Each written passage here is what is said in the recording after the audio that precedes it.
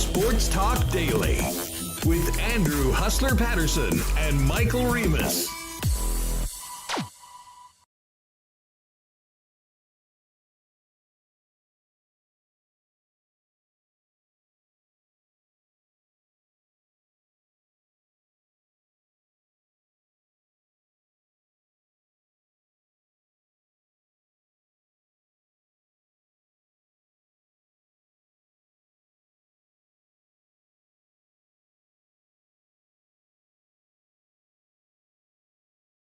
All right, let's get after it, folks. Welcome to Winnipeg Sports Talk Daily. Lots to get to today. We're almost contractually obligated to speak about last night's game at Canada Life Centre between the Jets and the Detroit Red Wings. It probably won't be a fun conversation, I can tell you that much. Much like it wasn't that much fun being in the building last night and walking out after a lifeless at times loss to the Detroit Red Wings, who had just played the night before in Detroit against the Boston Bruins, giving up 50 shots, somehow managing to win the game. And the Jets, who told us that, they weren't done yet. They had to come out, playing for their playoff lives, and served up that one last night. At least the folks got cool Connor Hellebuck bobbleheads that attended the game last night. We'll certainly get to that. I'm looking forward to having Brandon Rewucki on the program. I mean, we are fully... for anyone that wasn't into next year mode yet over the last couple days, I'm sure they are right now. We'll talk about the game last night, what is to come in the final 11 games of the season, and more importantly, what needs to change for this Winnipeg Jets hockey club after such a miserable and disappointing 2021-2022 season. But there's good news. This is a great sports weekend coming up. There is a lot of other things happening, and as disappointing as the big club has been this year, Manitoba Moose are having a heck of a season, and so are the Winnipeg Ice. I know Patrolman Pete was in chat saying, hey, this might be a good time to get to some playoff previews for the Moose and Ice. We are going to check in with our good friend Brian Munz, who is the voice of the Winnipeg Ice. A big few games coming up at home for the Ice to finish up the regular season. We'll talk about that and look ahead to the challenge at hand for the Winnipeg Ice when they get into the playoffs. It's also Major League Baseball opening day, and I'm really looking forward to having Garion Thorne of DraftKings. We're really focusing on the Blue Jays, who actually don't start until tomorrow, taking on Marcus Semien, their old teammate, and the Texas Rangers. Garion's going to come up first up on the program. Then we'll have an extended Jets conversation with Brandon Rewucki. And of course, we will talk about the Masters tournament, which is underway at Augusta, with Tiger Woods, who is sniffing around the top of the leaderboard for a while. I can tell you, as we start this program today, and for everyone that's with us live on YouTube, great to have you with us. Tiger Woods is even par, playing the 11th hole right now, and the lead is held by 5 players, including Cam Smith, Joakim Niemann, Scotty Scheffler, Charles Schwartzel, and Lee Westwood. Oh, and Sungjae Im with a nice start, birdieing the first 2 holes. So we'll get to all of that as we navigate the next couple hours here on Winnipeg Sports Talk. Before we do anything, I do want to thank all of the great sponsors of WST, including our friends over at Aikens Lake. Cannot wait to get back out there this summer. Had a great chat with Pitt last night before the hockey game. They're really excited about the upcoming year. And of course, our newest sponsor, Wallace & Wallace, along with F Apparel, Vita Health, Culligan Water, Manitoba Battery, Royal Sports, Breezy Bend Golf and Country Club, Not Auto Corp, Little Brown Jug, Princess Auto, Boston Pizza, the Nick and Nicky DQ Group, Canadian Club. Those TC and Gingers are now in stores. And of course, our betting friends over at Coolbet Canada. Let's get to it. And we welcome in Michael Remis to get this party started. Well, not much of a party, more like a funeral right now. That's certainly what it felt like walking out of the game last night, Remo. What's going on? Yeah, I watch it from the comfort of my own couch, so I didn't get that feeling. But I mean, we've been sticking the fork in these guys for a while, just watching the dwindling playoff percentage at Money Puck, and today it's a whopping 0.3% chance to make the playoffs. So you're saying there's a chance? Still, they just got to win. I wrote someone on Twitter wrote they need to win like 15 of the next 12 games or something, and they're in. Yeah, but that was a good one. I saw that. That was a good one. But I had joked about the Jets' record when the player receiving the bobblehead plays in the game. The team's record coming in was 1-4. The one win being Mark Scheifele. Now they are 1-5, but no fault to Connor Hellebuyck last night on his bobblehead night. I mean, he was stopping breakaways, odd man rushes. He did everything that he could. And I know we've been harping on the team's goals allowed this year and the high danger chances. But I think the bigger problem is actually the team's inability to score. In another game where they score less than 2 and their record is pretty abysmal when they do that. And they scored 1 yesterday, and they're making yet another backup goalie look like a Vezina caliber winner. And we've seen, I think we've established Vejmelka is actually the best goalie in the league. But I was looking through some game logs today. Who was there? Spencer Martin. You said that to me before the show. I'm like, who the hell is Spencer Martin? I cannot remember ever him even being a National Hockey League player. But no, in fact, he limited the Jets to 1 goal in one of those wins by the Canucks over the Jets earlier this season, wasn't he? Yeah, Ukko-Pekka Luukkonen with the Sabres, Stuart Skinner, and Thomas Greiss. I mean, I just think over and over again, the Jets find a way to make these goalies look good. And I looked at their, goals for relative to their expected goals, and maybe they're getting a bit unlucky, but I think it's just happening over and over again. It's a bit of a trend, but also I think they're giving up so many high danger chances, but Hellebuyck is keeping them in a lot of these games, as you've seen. And I mean, you look at the Jets' schedule the last, I don't know, a month and a half. Like, when was the last time they played like a strong, complete game? And maybe the Tampa game, like March 8th, a month ago. That was a pretty good night. I mean, the 2 Vegas games look good on the scoreboard, but if you recall how those games started, listen, it was sort of we've been talking about this for a long time. I mean, the team's inability to come ready to go and play a full 60 minutes. Mm-hmm. But just back to Hellebuyck for a minute, because last night was, a lot about him. I mean, the one positive, if you went to the game, I mean, you didn't just get an $80 shit sandwich on the ice. You did at least get a pretty cool Connor Hellebuyck bobblehead. Do an unboxing. People want to maybe at the end of the show. Yeah, what? Good idea. I should go over and grab that thing.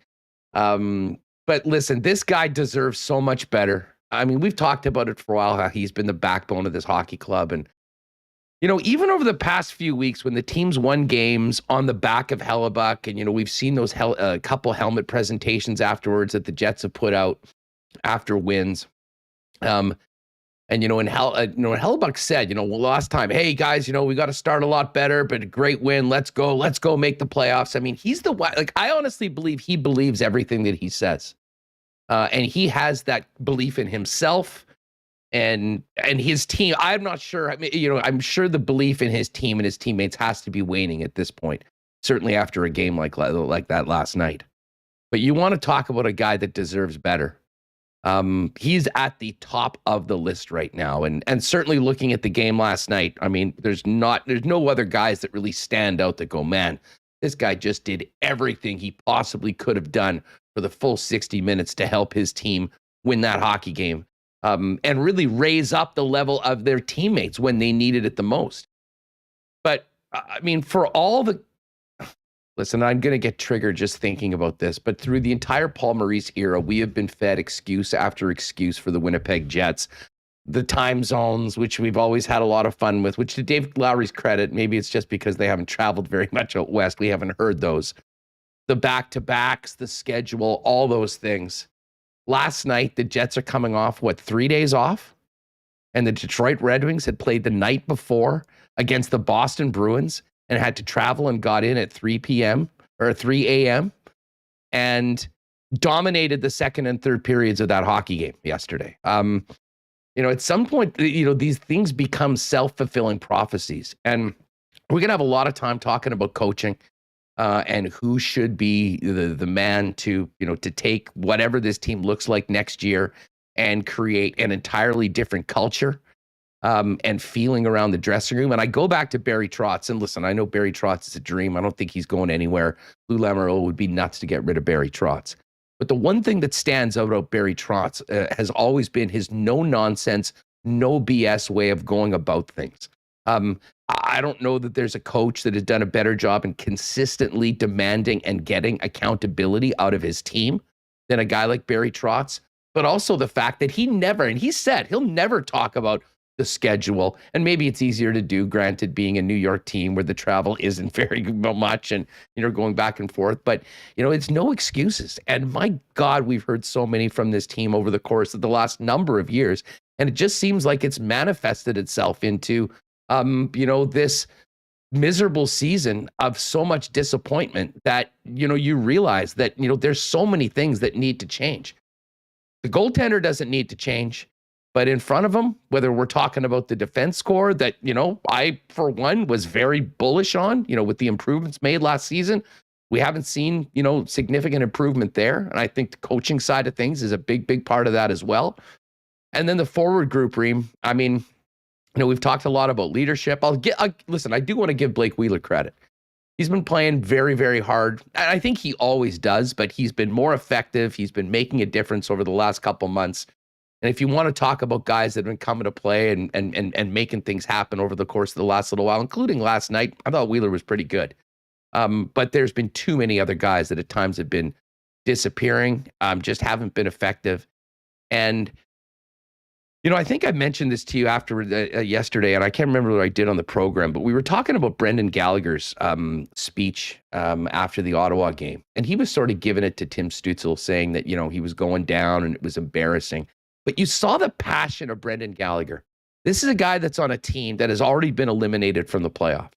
This is a guy that has been to some real highs, and this has to be one of the worst seasons of his entire hockey career. And yet he is still out there battling each and every night, showing, like, putting up an example up for the young players on the Montreal Canadiens. Like, is there any guy on the Winnipeg Jets that reminds us remotely of Brendan Gallagher and what he brings to the team? I guess what I'm saying is we heard a lot of comments about, skill, talent, all that stuff. I got a real question about the heart of this hockey team, and it's not something I say lightly. And I know it's a real indictment on a lot of people, but I don't know how there couldn't be a big indictment when we've seen what's happened to this season. And I'm not sure there's a better example of that than that turd we saw last night at Canada Life Center. Yeah, and you talk about the players and leadership. Josh Morrissey, Kyle Connor came out after the game, spoke to the media, and I mean, what do you say in the dressing room after a game like that? And I agree. I never want to hear them talk about how hard it is back to back. We heard that, they had no legs in Toronto last week. But I mean, you look at this month, the games against Vegas where they won 4-0, but Hellbuck stood on his head for that game. And Vegas played the night before. And then again, yesterday, when you're playing the worst, one of the worst teams in the league in Detroit, who's out of the playoffs, who's got, one of the worst penalty kills in the league, and you can't score a power play goal, 0 for 9 in the last two games. I mean, I don't blame it for feeling like funeral on the way out of the building. I mean, there were such high expectations. You're spending to the salary cap, and to have game after game end in disappointment. They were minus 250 favorites.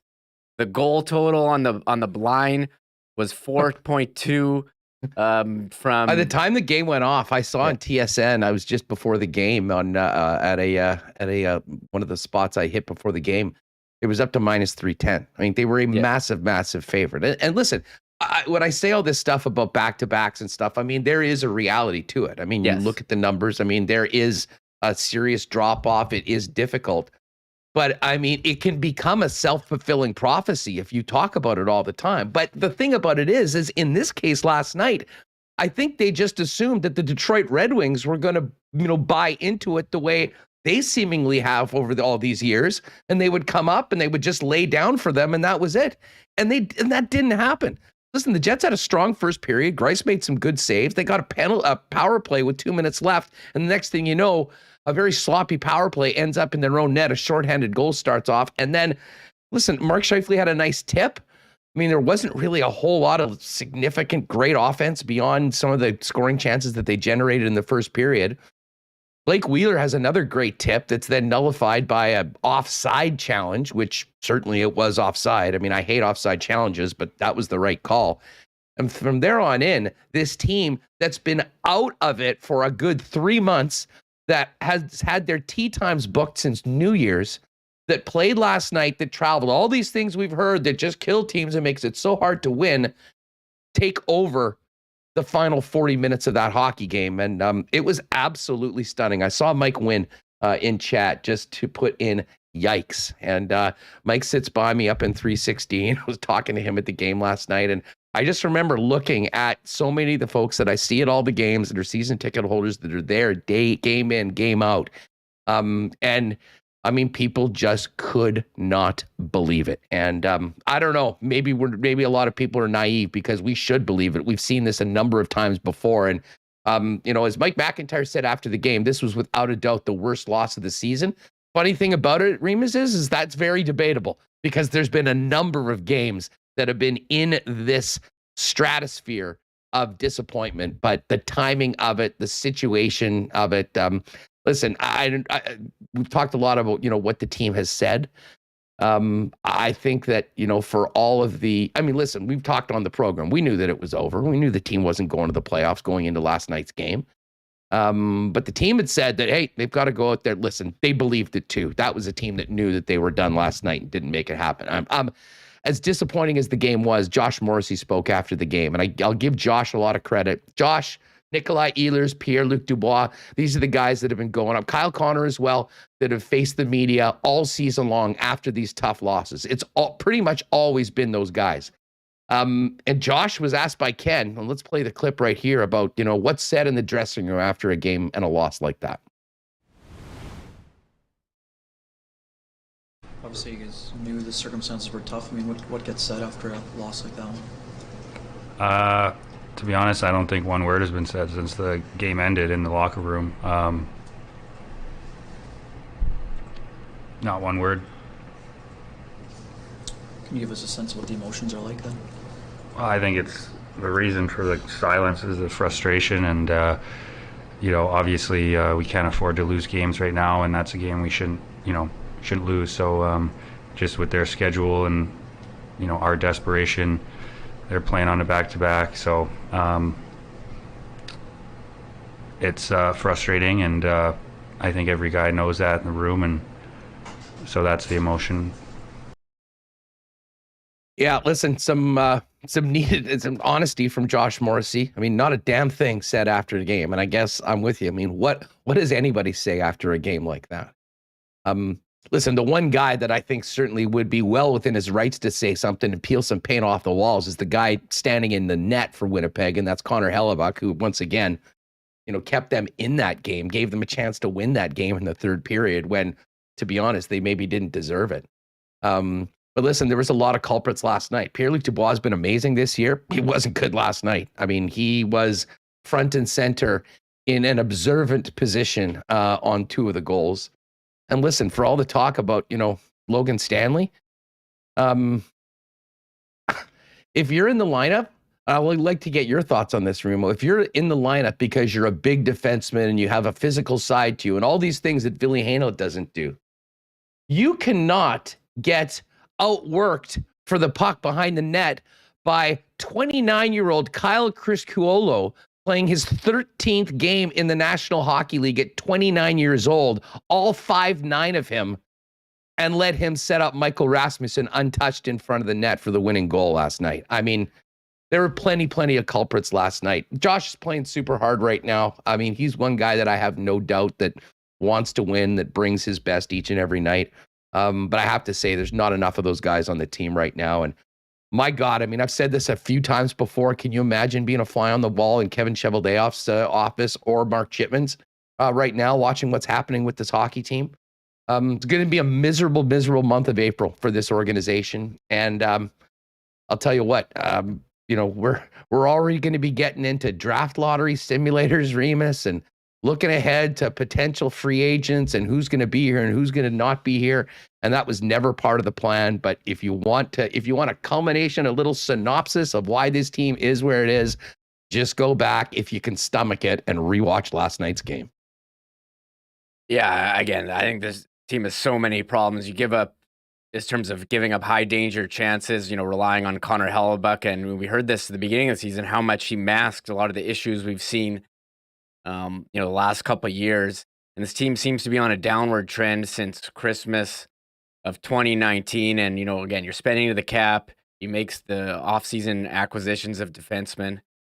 But I think the one thing, we need to discuss is the lack of scoring. I mean, you're getting, Kyle Connor's having a record season.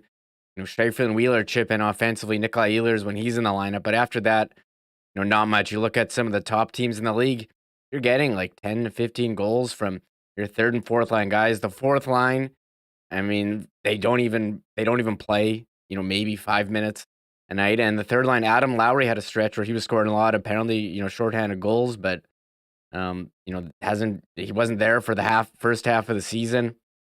And it just seems like it's either the first line or the second line is scoring and nobody else. And that's why you have so many games where they're scoring 2 or less goals. At 5-on-5, they're in the bottom third of the league in goals for. Defense problem, forward problem. I don't think it's not just one or the other. I think there's a lot of issues, and maybe we were just flat out wrong about this team coming into the season, and we had such high expectations. And we for sure playoff team. We were talking about how much. Oh, they're a lock to make the playoffs. They're not. I don't think they're even close. I think back to what Wheeler said at the start of the year. Yeah, it's great that we're good on paper. On paper doesn't mean shit, I believe was his quote. You're exactly right. It didn't mean a damn thing, and here we are right now. Listen, just for the sake of all of our mental health, we will talk more about the Jets later on today. Brandon Rewucki's going to join us. But we're going to talk about the upcoming baseball season. We'll hit the Masters as well. And we will talk about the Ice, who've been the best team in Canada all year. I'm looking forward to having Brian Munz come on. But we're going to get ready for baseball season, Blue Jays in particular, with Garion Thorne in just 1 second. Before we do that, a big thank you to our newest sponsor of Winnipeg Sports Talk, Wallace & Wallace, Winnipeg's fencing and overhead door specialist. You've seen their fences and trucks all over the city. They've been serving residential and commercial customers since 1946. Bottom line is, folks, if your property needs the security and protection of a new fence, or if winter's done a number on your old one, give them a call. They do it all: vinyl, ornamental, welded wire, chain link, or wood. They've got the right fence for you. And if you need to replace your garage door, Wallace & Wallace also has Winnipeg's largest selection of overhead garage doors. You can give them a call at 452-2700. Ben, Charles, my guy Mark, the experts, and the rest of the gang will arrange a time to come on and give you a free estimate. You could also visit them at wallacefences.com or pop down to their showroom and give them a visit on Lawson Road off Kenniston. Hey, summer's just around the corner, weddings, grads, and F Apparel is Winnipeg's leader in custom suits for men. A full line of custom clothing for any occasion, including dress shirts, chinos, golf pants, untucked dress shirts, shoes, ties, accessories, and more. Hey, every guy needs at least one suit that fits and looks great, and F's custom-made suits start at just $400. They're the top choice in Winnipeg for wedding and grad suits. If you've got a big event coming up and you need to look great, F is there for you. And hey, wedding parties get 15% off when the group buys their suits from F Apparel. 190 Smith Street downtown. Pop down and see Andrew and the gang there, or find out more online, or you can make an appointment at F. That's EPHapparel.com. And of course, our friends at Vita Health Fresh Market continue to be the leaders for 6 decades in the city, stocked with Winnipeg's best selection of local, organic, and natural groceries, supplements, and beauty products, all at great prices, with amazing, knowledgeable staff trained on these products to help you get what it makes sense for you. They've also got an amazing grab-and-go deli with healthy and delicious Vita Market salad, soups, and sandwiches. You can get those at any of the 7 Winnipeg locations in the city, including the newest store in Linden Ridge. And they've also got a fully shoppable website now that is ready to go for you at myvita.ca. All right, we will get back to the Jets and the plight of this lost season a little later on. Rewucki's going to join us. We'll talk Masters as well.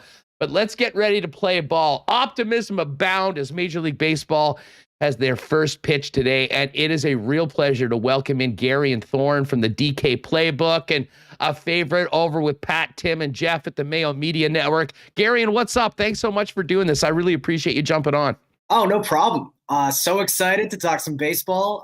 One of my favorite days of the year, bar none. I wish it was kind of your more traditional opening day with all 15 or all 30 teams playing, get 15 games.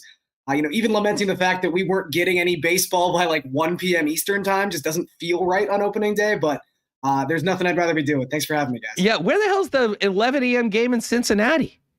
I don't know. That, as you mentioned, that would Tim Anderson, not dead, is somehow still rolling over in his grave right now. We did not have the early game in Cincinnati to get us going. Hey, listen, here north of the border, there, justifiably so, is a ton of excitement about the Toronto Blue Jays. I want to ask you about some areas of the team right now, but overall, are you as buoyed about the prospects of the Jays going into this season as so many fans seem to be going into a first pitch tomorrow? It's hard to not be excited. It is foreign to see so many quote unquote MLB experts picking the Jays to not just make the World Series, but win the World Series. In my lifetime, that is not something I have seen much of. So that just makes me nervous purely as a fan myself. But I think when you look at this team, there are optimistic ways to look at it and pessimistic ways to look at this offseason. If you're a pessimist, you're someone sitting there going, well, this team didn't even make the playoffs last year. They lost Marcus Semien, who was a top 3 MVP candidate. They lost Robbie Ray, who is the reigning American League Cy Young Award winner. Why should we expect this team to take a major step towards 95, 96, 97 wins in 2022? But I also think there's a lot of ways they've made up ground. They've made traction this offseason, whether it's by bringing in Gausman or Chapman or Kikuchi, by getting to play home games, by getting a full season of Jose Berrios, by getting a full season of Alek Manoah even. I think this team, maybe aside from their lineup, doesn't have a ton of just incredible household name, elite all-star talent, but I think the rotation's deep. I think the bullpen shouldn't be as big an issue as it was last season. And at this point, with 12 teams making the playoffs, I just think there's a greater margin for error for the Jays to at least get to the dance this year. So, yeah, I think it's a good time to be optimistic if you're a Jays fan. How important and how beneficial will it for the Jays? Because people forget the fact that they played like 75% of their season in Dunedin and Buffalo before getting 25 games in front of half-filled buildings in Toronto last year. How big of a benefit is that going to be to the Blue Jays? I think it's going to be massive. I mean, I am one person who definitely has been known to maybe forget the human element of the game a little bit. I love my numbers. But, you hear what these players are talking about, just getting to know where they're going to get to call home every single night for 6 months. I mean, it's such a big thing. And, Buffalo wasn't quite as bad as maybe Dunedin was. But, I mean, God, I remember some games last season where, routine ground balls to third base suddenly were doubles because the back wall in Dunedin wasn't high enough to block the setting sun at 7 p.m. in Dunedin. There's a reason most spring training games take place during the day. And just things like that you had never even contemplated before as a baseball fan, really affecting the output and the results on the field. I think it's a major factor. And look, we'd be silly not to acknowledge that, much like I know there's a lot of conversation right now in the NBA, particularly with the Philadelphia 76ers, about who's allowed to come and play the Raptors in Toronto. I think it would be silly to not say that the Jays do probably have a little bit of a benefit with their fully vaccinated roster, that there are going to be some guys apparently not allowed to play in Toronto this season. So that is also a little bit of a benefit. It's just speaking of that. I mean, how significant is that going to be? I mean, I guess we'll find out when I don't know. There's your injury report. I don't know if we've got a vax report on all the teams in the AL East, but I mean, are the Yankees and Red Sox going to show up here? Wait a second, where's that guy? I mean, is that going to be significant, do you think, this season, at least early on? I mean, there were reports when MLB sort of put out a bit of a reminder that this was still the case. There were immediate reports out of both New York and Boston that they were not necessarily happy with this and that they would be unfairly affected by this, et cetera, et cetera. I think if you read between the lines, there's maybe a bit of worry about whether or not someone like Aaron Judge is vaccinated, which could obviously be a big deal if the Jays were to be playing the Yankees in Toronto. I believe the report out of Boston was a couple of quote-unquote middle-of-the-order bats were maybe of some concern. So, again, we don't really know. There's still time for some of the players to maybe reconsider their decision and get all these things sorted out. Who knows what's going to happen with Ontario's government and et cetera. But, I think right now I wouldn't say it's like a major factor. I don't think the Jays are picking up 5, 6, 7 wins because of this. But on a particular day, it could definitely benefit them. Garion Thorne's with us, getting ready for first pitch of the Major League Baseball season later on today, and Jay's first pitch tomorrow against Texas. Pitching so important if you want to be an elite team. I mean, the Jays lost the Cy Young Award winner, Steven Matt's gone. Fill us in on the rotation and how it compares to last year's. I think it's deeper, and that's probably the benefit they have here. It was a bit of a blow to see Nate Pearson begin the season on the IL because of mononucleosis, which is always, thank you, Sam Darnold, for making that a hilarious injury designation for the rest of time. But, it was going to be nice to sort of have Pearson as a quote unquote swingman, someone who could maybe fill in and start on occasion. I mean, one thing that's sort of interesting is we know now because, whether it was 7 or 8 games having to be postponed due to the labor dispute, there are going to be a lot of doubleheaders, scheduled doubleheaders this season, where teams are going to need to have that 5th or 6th or 7th starter be able to fill in. So, having a Pearson, having a Ross Stripling as guys that you don't have to rely on to actually take the bump every 5 days, but just be there in an emergency capacity. It's a really nice safety blanket to have. And I think the top end talent here is better than it was last season. I mean, remember, Hyunjin Ryu started opening day for the Toronto Blue Jays. Now, hindsight is 2020. Obviously, Robbie Ray would fill that gap for the 2021 Toronto Blue Jays. But, to have Jose Barrios take the ball opening day and then still have Kevin Gausman waiting in the wings to pitch day 2. I mean, Gausman, up until he ran into a little bit of an injury issue towards, late July, early August, some of his numbers regressed a little bit in the second half of the season. But this is someone who was a top 3 NL Cy Young candidate for the first 4 months of last season and has really started to embrace his split finger fastball, which I'm sure it makes Baltimore Oriole fans cry, but he's really come into his own for what his potential was even a half decade ago. And then to have Ryu, to have Alek Manoah, who could still be growing and getting better as a pitcher. And then Yusei Kikuchi's just a really interesting guy. I mean, if you close your eyes and want to be really simplistic about this, if I just said the Jays had a left-handed pitcher who throws 96 miles an hour, who sometimes has issues with control and opponent home runs, you'd think, hey, that sounds a lot like Robbie Ray last season. Maybe there's some upside here. Maybe there's some potential.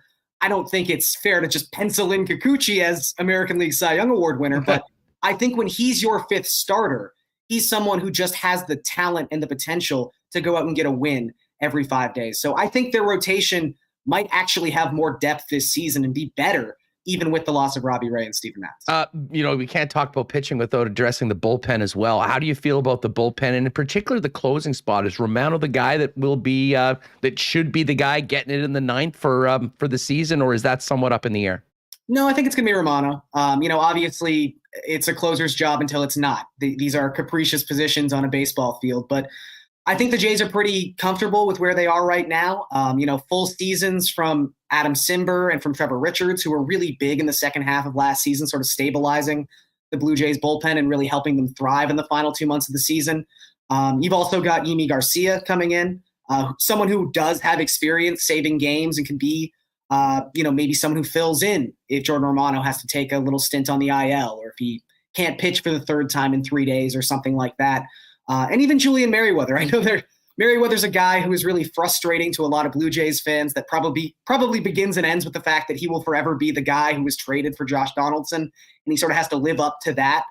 But, Merriweather is a rare breed of pitcher. I mean, he's someone who's got a 99-mile-an-hour fastball and a devastating 82-mile-an-hour changeup. I mean, that combination of pitches, let alone some of his other breaking stuff, he's got all the potential in the world. It's just about staying healthy. But I think a lot of people will remember what he did against the New York Yankees in last season's opening series. So there's definitely a lot of potential and talent out in that bullpen. And I think while it might not be a top 10 bullpen in baseball, I don't think it's going to cause the issues that we saw in the first half of last season. As far as the field, the position, I mean, listen, you lose Marcus Semien, and you mentioned he was a top 3 candidate for AL MVP. How do they replace him? And the addition of Matt Chapman, where is the benefit more on the defensive side that he brings to the club, knowing that what a great defensive third baseman can do, not just for your pitching staff, but also for a guy like Bo Bichette at short? Yeah, I think that's really gotten a lot of buzz, is particularly when you look really deep into the defensive metrics. Chapman is so good to the shortstop side of third base that it really seems like Bichette can maybe play a little bit more up the middle, kind of cheat a little bit, and not have to worry so much about playing to his backhand side, which would be massive, because we know Bichette, for as athletic and as talented as he is, he's been a little consistent in the infield. Chapman's just a really interesting guy. I think that, Marcus Semien even had a quote today talking about how Chapman is an MVP level talent. He's just got to be able to get healthy again. And that's really, again, if you want to be a complete optimist about this and take Chapman at his word, he's feeling a lot better than he was coming off of hip surgery last season. This is someone who suddenly just saw his strikeout rate go above 30%, despite the fact that it had been in the low 20% range. In 2 of his big productive seasons in Oakland in 2018 and 2019, when he really was a bottom of the ballot MVP candidate. So it'll be interesting to see what exactly Chapman turns into. I think that he's probably not going to be the 2019 version of himself again. That's like the 100th percentile outcome, but I do think someone who ends the season with 30 home runs, a 125 WRC plus, and Gold Glove caliber defense, that is definitely in the cards. And for the Jays, while that doesn't completely replace Marcus Semien, I think you've also got a nice little platoon at second base. I mean, it's not the most ideal situation, especially when you're replacing Marcus Semien, but I think Cavan Biggio and Santiago Espinal as a platoon is not the worst thing in the world. I think if that's your second base option, if those are the guys who are going to be hitting 8th or 9th in your lineup every single day, you've definitely got that's a first world problem in the baseball world. No doubt about that. This division, it's kind of funny, certainly talking with Feinberg, and I'm a big Chiefs guy. We've been talking about this AFC West and how this division in the National Football League is as loaded as maybe we've ever seen. Like, we can just forget about the Orioles for a minute, but between the Blue Jays, the Red Sox, the Yankees, and the Tampa Bay Rays, who always seem to find a way, I mean, is this sort of the Major League's equivalent of that division right now, with 4 teams that anyone could make an argument how they could win?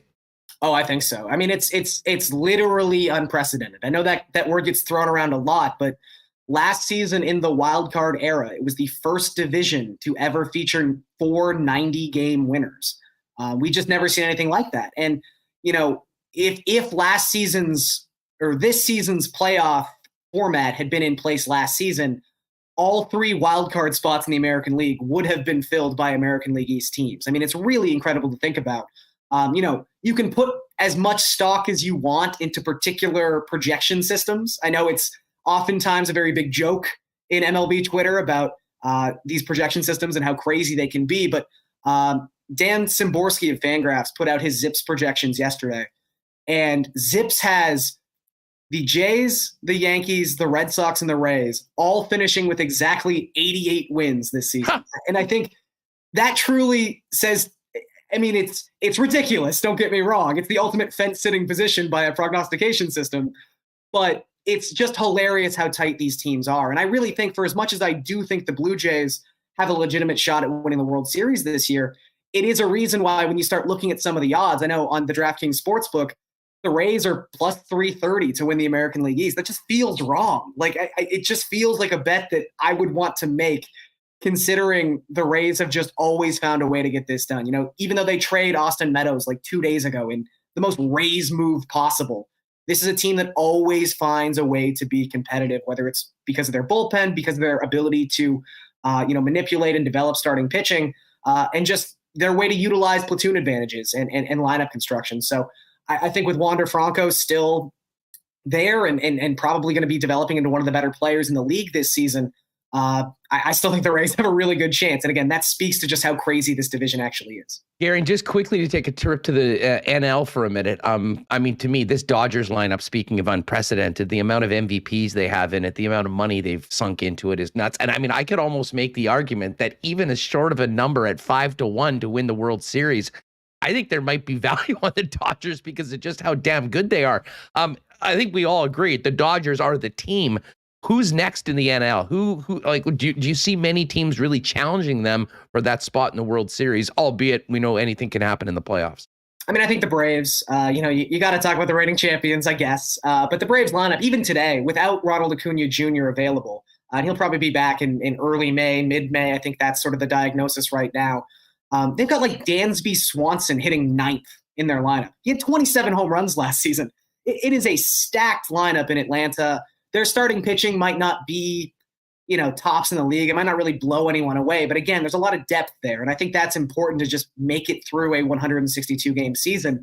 So I think the Braves are really, really good. And I would also say this was my sort of like dark horse team last year. And then they immediately got swept out of the playoffs, which was a bummer. But I still think the Milwaukee Brewers could really make a lot of noise. They're just a team designed in a laboratory to cause problems in the playoffs. I mean, going into last season, if especially now with the days off in between some of these games and how all those things work between rounds, I mean, between Brandon Woodruff, Corbin Burns, and Freddie Peralta, you've arguably got 3 of the top 5 pitchers in the National League in your starting rotation. If you're throwing out those guys, even in 5 of 7 games in a 7-game series, let alone 7 of 7 games in a 7-game series, I think you have to take a team like that seriously. And I think last time I looked, they were 15-1, 16-1 to win the World Series. I think those are pretty good odds. Garion Thorne's with us from the DK Playbook and the Mayo Media Network. Hey, before we go, and I know we've been talking baseball, but I know you've done some great work on the NBA. I just have to ask you, what the hell happened to the LA Lakers this year? I mean, they are out of the playoffs. I mean, listen, we've been spending most of the time here focusing on hockey and whatnot, but it just seems almost impossible that a team with that much star power is not even going to be in the play-in, which of course LeBron famously said was a joke a couple of years ago. Yeah, it's I don't know if one of the better stories is the way to put it, but I've certainly enjoyed it. I'm here for it. Yeah, most people are enjoying this, I think. Look, it's probably too simplistic to just say injuries and make that the headline, but I think the thing to think about with the Lakers is when you construct a team primarily out of 35-year-old former All-Stars and Anthony Davis, if you're not baking in a little bit of injury, I think you're kind of doing your projections wrong as a general manager or team president. It's unfortunate that they lost Davis for 2 large stretches of the season with different injuries. LeBron, obviously, starting to miss time, dealt with knee injuries and ankle injuries throughout the season. But really, this comes back to just a decision that, whether you want to say it was the management group or whether you want to say it was LeBron James made, but there were a couple different options on the table during the offseason. They had the option to sign and trade for DeMar DeRozan, who would have played for the Lakers in a heartbeat. I think that is the dream of DeMar DeRozan, who grew up in Compton and idolized Kobe Bryant. He would have gone there in a second. They had the option to trade, Kyle Kuzma and KCP to go after maybe a package of players centered around Buddy Hield, who, not an amazing name by any stretch of the imagination, but a really good complementary player, especially considering LeBron's skill set. He's just a sharpshooter from 3, can handle the ball a little bit. They could have kept Alex Caruso in that situation, but instead they decided to go all in on Russell Westbrook, and it just went terribly, as I think a lot of people who have watched the NBA the last 3-4 years could have anticipated. So I would have never thought they would miss the playoffs. I would have never thought they would have missed the play-in tournament, but I mean, when you turn injury luck down to like 2% and you make some terrible roster decisions at the beginning of the season, this is kind of what happens. Garion, this has been so much fun having you on the program. For folks that are fired up for baseball season that want to find more of your content, fill us in on what you've got going on at the DK Playbook, and of course over with our guys Pat and the gang at the Mayo Media Network. Yeah. So on the DK Playbook, I'll have DFS covered for baseball on Tuesdays and Wednesdays. I'll take a betting angle on Thursdays and Fridays. Always be popping up with some video content as well. I'm sure I'll be over talking to Pat and Tim about baseball at some point very soon. But yeah, follow me at Garion Thorne. Check out my work on the DK Playbook, and it's gonna be a great season, guys. Who's got your nickel tonight in opening day? I really like the over in the Nationals-Mets game. I think it is a terrible pitching matchup, so I'm going to go over 9 runs in that one. It's my favorite. Beautiful. Let's start 1-0. Garion, let's do this again sometime during the season. Thanks so much for the time. I really appreciate it. It was a lot of fun, man. Thanks, pal. There he is, Garion Thorne. Listen, I've been a big fan of Garion's work, and some of the funniest stuff you'll find on the internet is when he gets together with Pat Mayo, especially with Tim Anderson. All Mayo Media Network on YouTube, and check out some of this great content that they've got. And yeah, certainly if you want a real sharp edge when it comes to, I know Remis is into this, daily fantasy, as well as what's going on in the majors, check out what Garion's got both on Twitter and over at the DK Playbook. All right, much more to come. We are going to get back to the Jets. Rewucki's going to join us in a few minutes. First things first, though, a big thanks to Culligan Water for their great support of Winnipeg Sports Talk. Culligan have been the leaders in the water business for your family or your business for over 65 years here in Winnipeg and Manitoba as a family-owned business. They've got it all: water softeners, filters, bottled water coolers, whole home systems, drinking water systems, and city-wide water delivery services, as well as commercial and industrial water products and solutions for your place of business. Pop down and see them at 1200 Sargent Avenue, or give them a call at 694-5180. You can find them online and all the services they've got here for the home, cottage, or business at Culligan, drinkculligan.com. Of course, the spring is here. Donnie and the guys at Manitoba Battery are switching over the shop from all automotive batteries all the time through the winter to everything that you need to dominate both spring cleaning and summer fun. Whatever the tools you're using for your projects, whether it's the drill you've got, whether it's some farm equipment, Manitoba Battery can power you at the best price in town. And as we look ahead to this snow finally leaving, despite this ridiculous weather we've got right now, boats, ATVs, golf carts, and more to get the most out of our Manitoba summer, Manitoba Battery's got it for you. They'll deliver anywhere in the city with same-day delivery when you order by 1:30 in the afternoon at a much lower price than you'd have to pay at one of the big box stores. Manitoba Battery, home of the best prices in Winnipeg. They're at 1026 Logan Avenue, and you can find them online at manitobabattery.com. Well, hey, we just had a great baseball conversation with Garion Thorne. Opening day for the Jays is tomorrow. But if you Jays fans want to get geared up for first pitch, make sure to head down to Royal Sports. And listen, there's so much more than just the big leagues there. I did get quite a few comments. I wish I had it on me right now on the Winnipeg Whips hat that I was wearing at the game last night. An incredible exclusive line of old school Winnipeg hats are also available. Winnipeg Whips, purple 1996 inaugural season Manitoba Moose, 80s Blue Bombers, and I believe they're expecting very soon a vintage Gold Eyes lid going back to the inaugural season back in 1994. And of course, soccer equipment, baseball equipment, softball, and more. Bikes, everything you need to make the most of spring and summer is waiting for you down at Royal Sports. It's 750 Pembina Highway, and you can check them online at Royal Sports Pembina on Instagram. All right, let's get Remis back in here. Brandon's going to join us in a few minutes right now. Remo, I know the timing of getting Garion on was great because, of course, it is opening day, but you have also been spending quite a bit of time the last 2-3 nights doing all your baseball drafts. What do you think of the Jays as kind of bounding off that conversation we just had with Garion? Yeah, it's been busy. I couldn't do anything Monday and Tuesday night. I was sitting on my computer doing drafts. I mean, I think you have to like the Jays. They lost, as you said, lost Robbie Ray, but you bring in Gaussman. I think, even though he didn't win the Cy Young, that might even be an upgrade in terms of track record.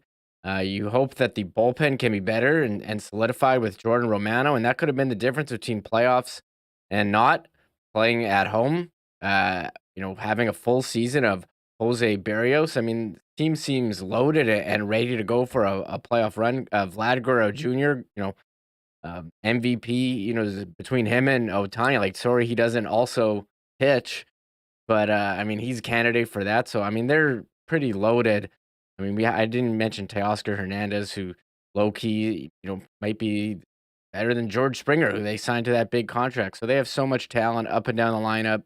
Rotation is solid, bullpen solid. You're playing at home. Now it's time to put it all together. The one thing working against them is that they play in this division that just seems so tough every year.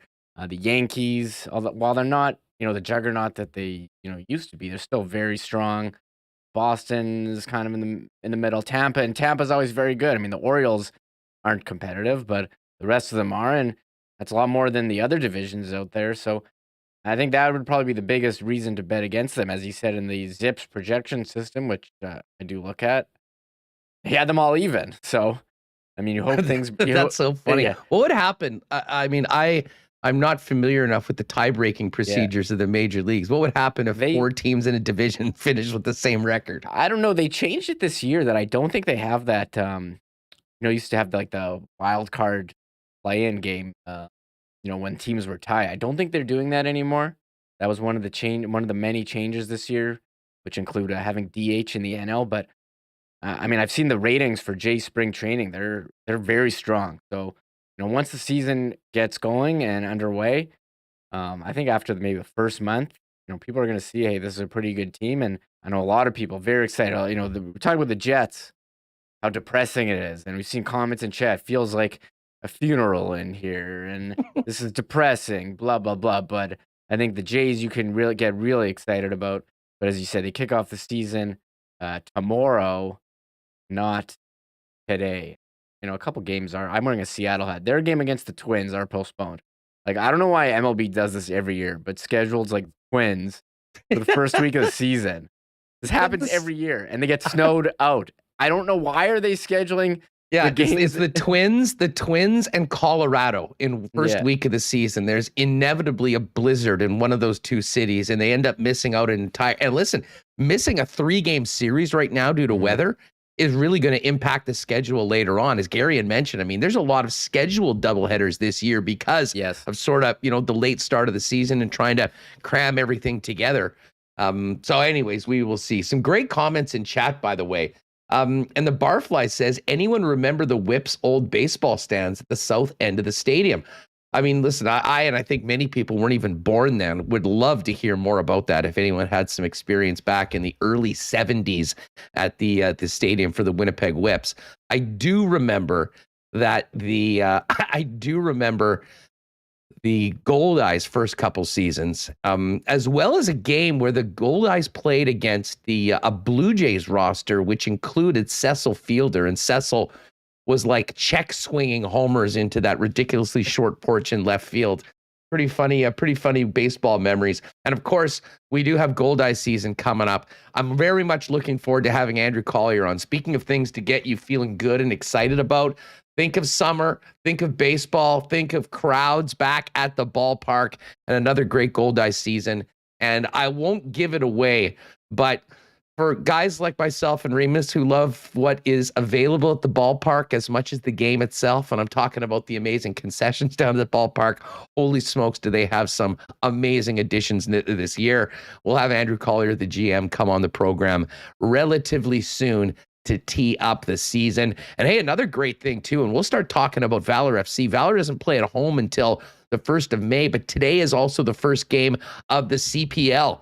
And I think that with the incredible excitement about Canada qualifying for the World Cup, I certainly am hoping that means some, increased support and new fans coming out to check out the Canadian Premier League, including our own Valor FC with Phil Dos Santos in his first full season as the head coach.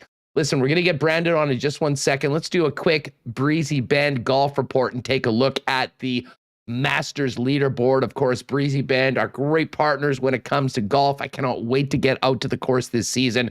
If you are interested in maybe the most premier home for golf for you and your family in the province, it's very full this year. They've had incredible success over the last couple seasons, growing the membership base and making incredible additions and changes to the course. Give Corey Johnson a call, find out what's going on with the waiting list. And certainly if you're thinking about an incredible spot for a wedding in the future, Breezy Bend the spot too. All the information's there at breezybend.ca. A very quick look at the leaderboard. Danny Willett, former Green Jacket winner, and maybe the greatest bet I ever made, 100-1 to win that event. Shout out to Feinberg and Mayo who got me on that one. Danny Willett is tied for the lead right now at 3 under par. He's playing 16. Other guys at 3 under. Daniel Berger on his back nine. He's on 15 right now. Cam Smith and Yoki Neiman both at 3 under. They're playing 14. And Sungjae Im birdie the first 3 holes. He's 3 under, and he's just playing the 6th hole right now. As far as Eldrick Tiger Woods, he just got back into the red, 1 under par for Tiger, playing 14. All right, let's get to it. Brandon Rewucki joins us right now. And listen, Brandon, we're going to have to talk Jets for a minute. But quickly, I know you've been very busy today, but part of it has been at least keeping one eye on the tube and watching Tiger. What have you thought about the early part of Thursday at the Masters, in particular, Mr. Woods' performance? Yeah, early MVP so far has been Josh from Blues Clues. So shout out to Blues Clues for throwing it on the laptop and giving me the TV screen for a couple hours earlier this morning. But I mean, Tiger's looking pretty good, man. But man, it's tough to watch him walk out there. Like I wonder what he's gonna be like come Saturday, Sunday. But how can you not be impressed with Neiman, man? I mean, one of the announcers said usually your ball speed isn't higher than your weight, but that's the case with this kid here, and he's looked pretty damn impressive so far. I've been pretty impressed by what he's put together here, and I'm not surprised. I think you're in the same boat too to see Cam Smith up at the top of the leaderboard already. Don't be shocked if he's in that same spot come Sunday. Well, no doubt, except for the fact that he doubled number 1.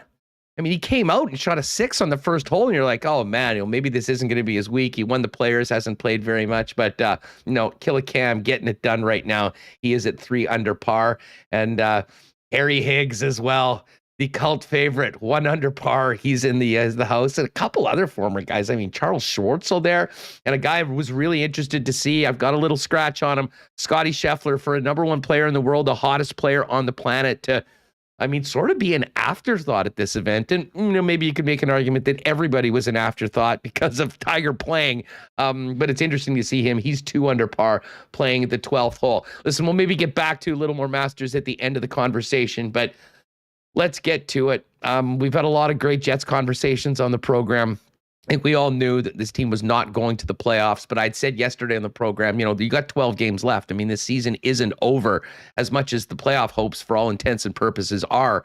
I said yesterday, I wanted to see a bunch of players playing for pride, playing for their jobs, being professionals out there. And we really, of all the times to expect a win, you've got the Detroit Red Wings coming in, traveling the night before, being one of the worst teams in the league. And then we saw that last night. I'll be honest, I'm still a little bit, beside myself about that game being in there last night and just how disappointing it was. And in some ways, I kind of thought it was maybe a culmination of the entire season. If you want to see what's happened to the Winnipeg Jets, hold your nose and watch that game again. What did you see last night, Brandon?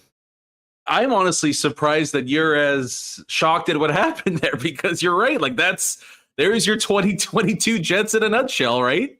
And you can make the case that, over the last month or so, and I don't even think it's close either. No team's been as bad as the Red Wings. Like they had a great start to the year for them, but they've been giving up 8, 9, 10 spots all over the place. And it just was a perfect prime candidate for a schedule win for the Jets. Like don't forget the 11 spot that they gave up as well. I believe they're the first team that's ever that on different nights has given up 0, 1, 2, 3, 4, 5, 6, 7, 8, 9, 10, and 11 goals on a particular night. Yeah, that was the team that beat the Jets last night. Yeah, it was only one. It was only one last night. So that was the issue there. And hey, Grice played good for a large chunk of the game, but I wouldn't say the Jets got goalied. And I think maybe the most disappointing part was that I liked the first period from the Jets. They kind of did what you would expect them to do in the game. But who was the better team minute after minute after minute as the game went on? The Red Wings just kind of slowly took over control of that game. And, they earned that win. They were full marks for the W. So I'm honestly not surprised. Disappointed, sure. There's no excuse for them to lose to a team as bad as the Red Wings. But this is what they've done all year.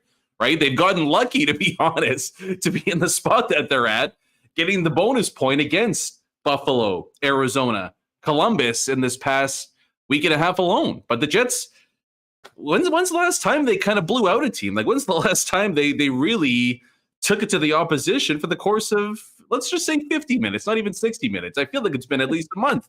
Well, yeah, it was Tampa of all teams. Oh, yeah. Yeah. Tuesday night in early March. But you know what? And I mean, I was thinking this, like in a lot of ways, the team just looks so rudderless right now. And I'm not sure whether so much was put into Paul Maurice and it was Maurice's club and, you know, the strange way that he left and the circumstances around it.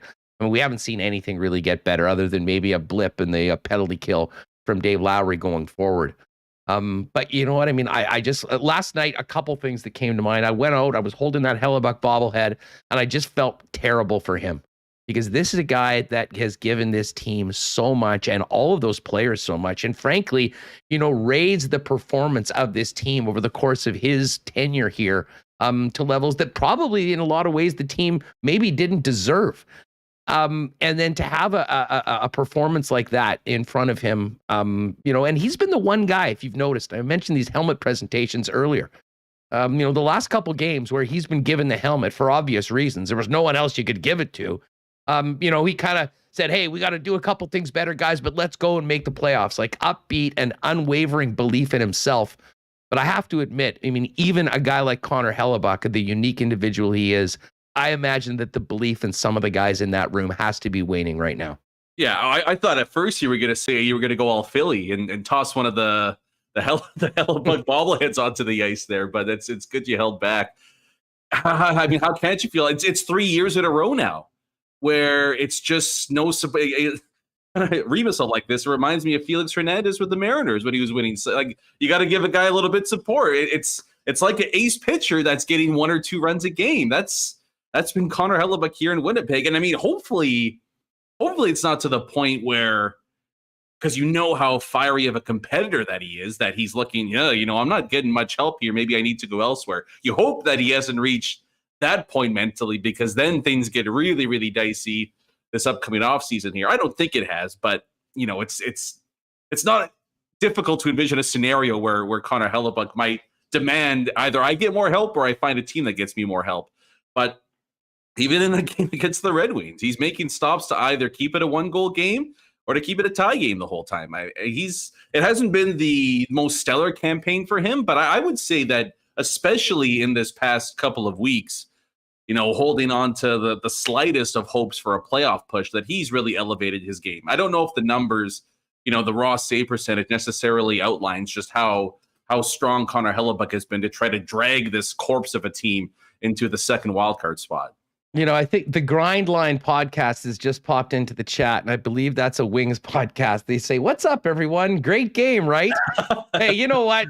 Own it. Someone needs to feel good about that one last night. And I tell you what, it's not everybody else in this chat room right now or the Winnipeg people that are watching this game.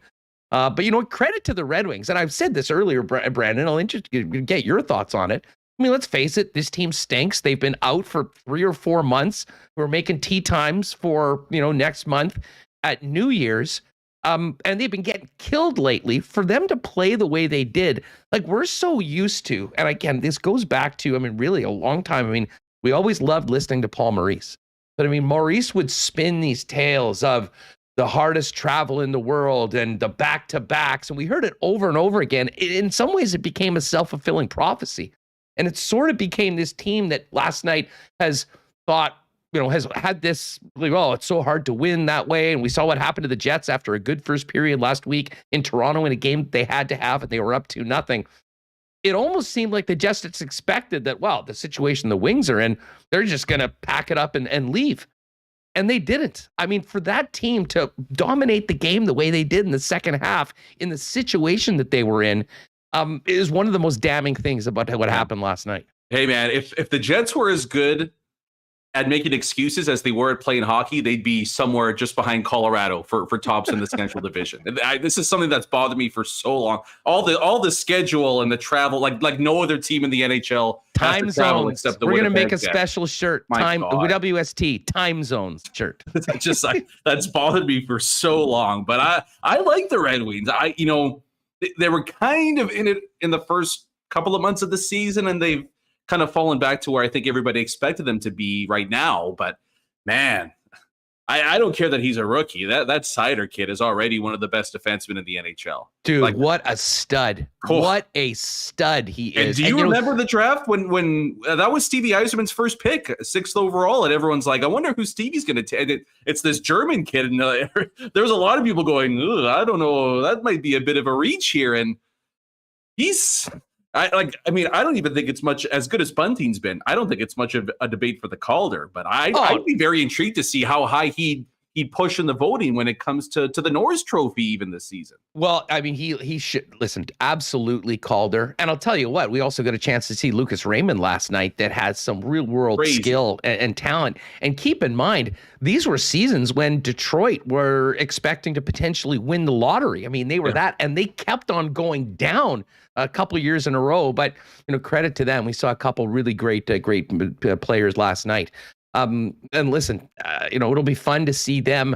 And I was thinking about the Red Wings and sort of where the Jets were, because I don't think we've ever thought, I certainly haven't thought about the Jets being a team that, you would ever actually blow up when you've got, the contract signed with the players like Nikolai Ehlers and Kyle Connor and Connor Hellebuck and Josh Morrissey and whatnot.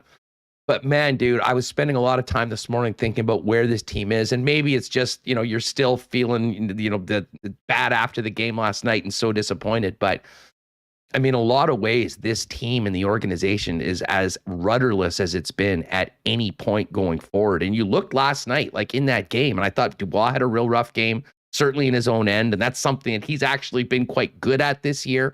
You see things falling apart from the places that were strengths.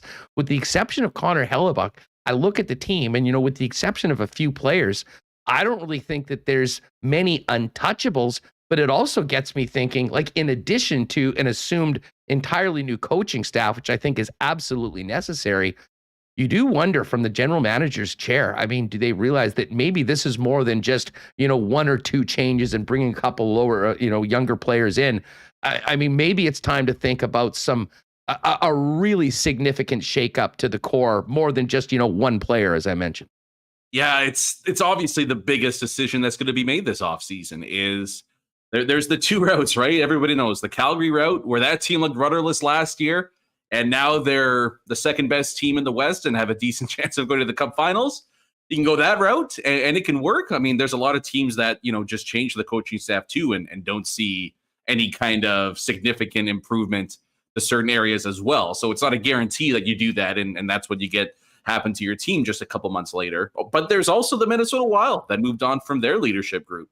And they took a loss, right? They took a loss on the cap. They took a loss talent-wise too. But they've arguably improved because it allows a new leadership group to take over. And it's almost like a breath of fresh air for a team. And there's a lot of people around the NHL, never mind in Winnipeg, but I've seen Ray Ferraro mention it. I've seen Craig Button mention it, that the Jets are just stagnant as a group. Like they're just stuck in no man's land right now. And that's how they play a lot of nights too. Like in that game against the Red Wings, and like Logan Stanley isn't the problem, but I mean, a 6'7" guy losing a puck battle along the back of the wall as easily as he did to a 5'9" American leaguer, 29 years old. I mean, this guy, we looked it up. I said to Remis, I'm like, who the hell was that 42 last night for Detroit?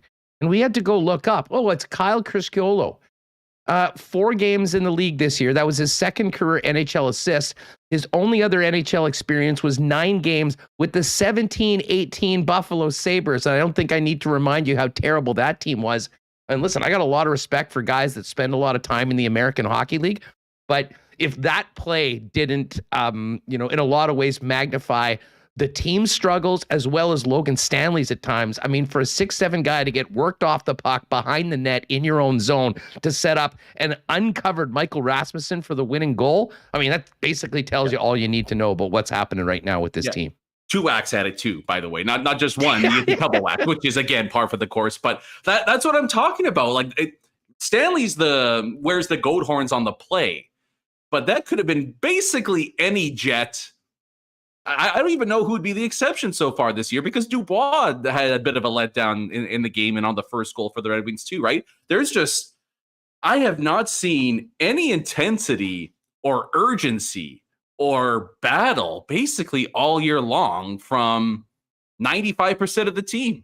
Like, it's crazy. Like, I don't know what you do at this point, because it does feel a little bit like there's something rotten with this team. And if that's the case, you can't just bring a new coach in and expect something significant to change next year.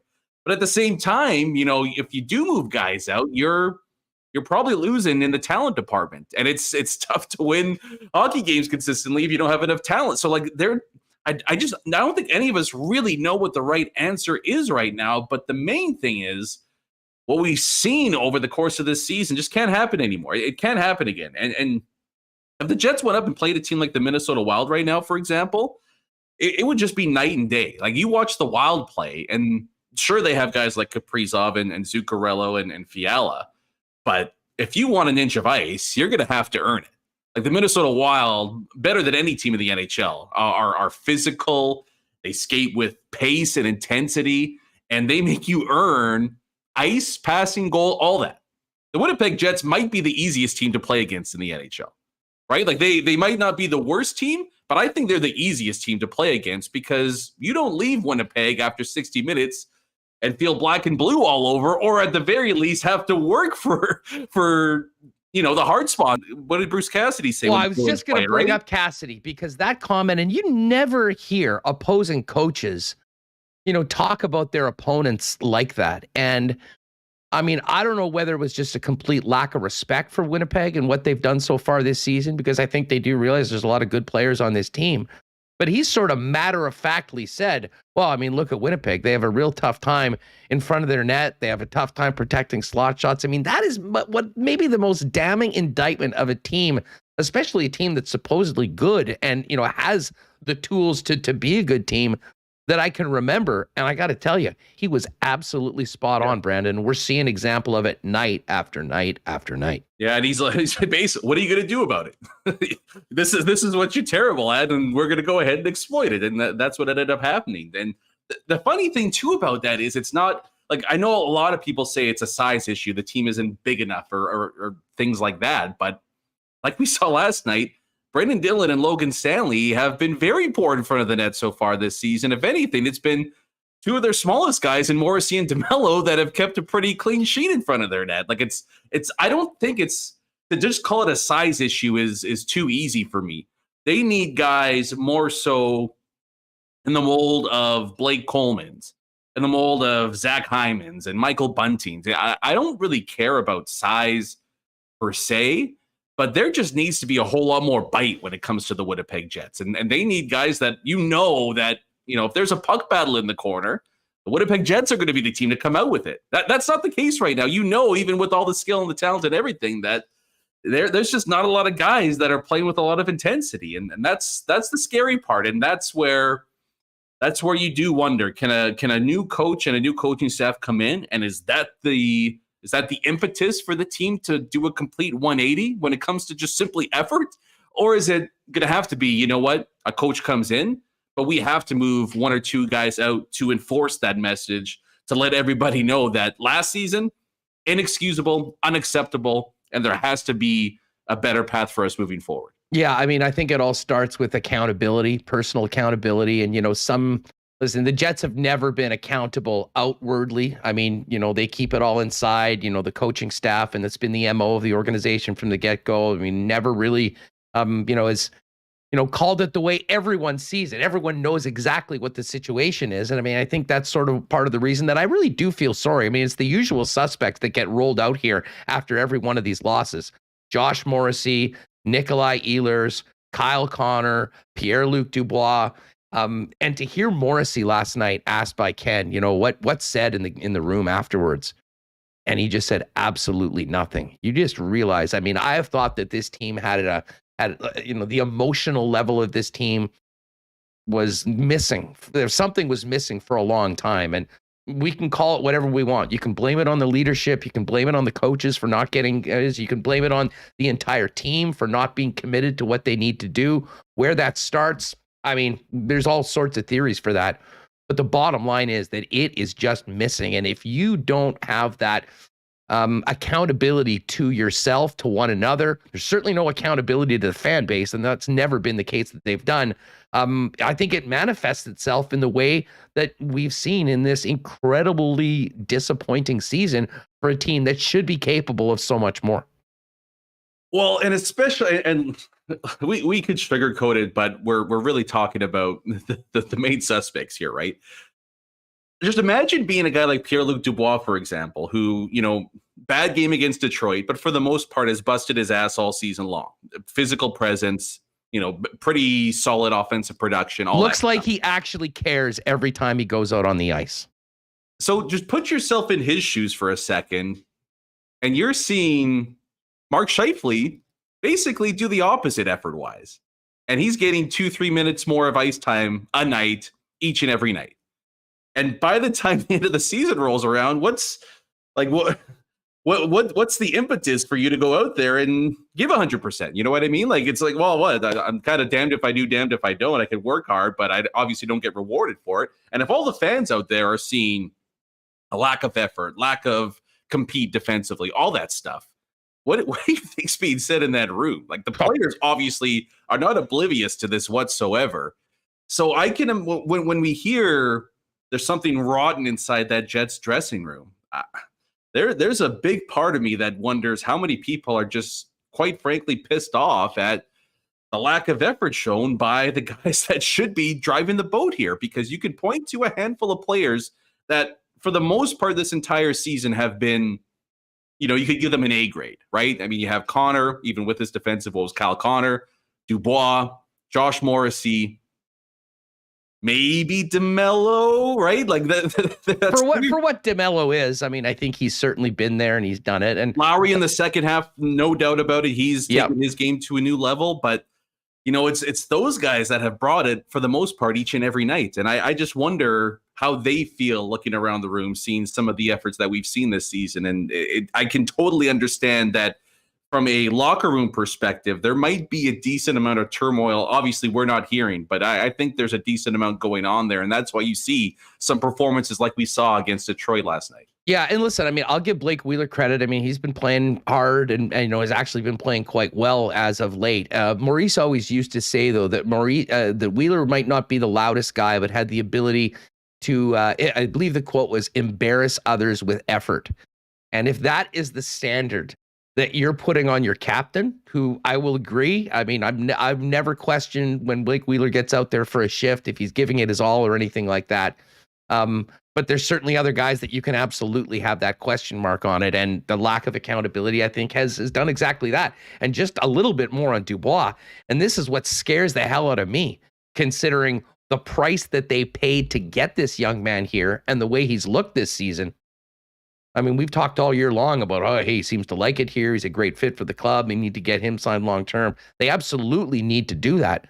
But honestly, if I'm Pierre-Luc Dubois, just with what you've said right now, I don't know how fired up I am to ink 8 years with this team and this organization before knowing, okay, wait a second. I don't want to do this again this year. How are things going to be different? Will I be legitimately part of the leadership group? Will that be, and listen, if that's the case and he's willing to take that on, I think he's a great guy for a role like that.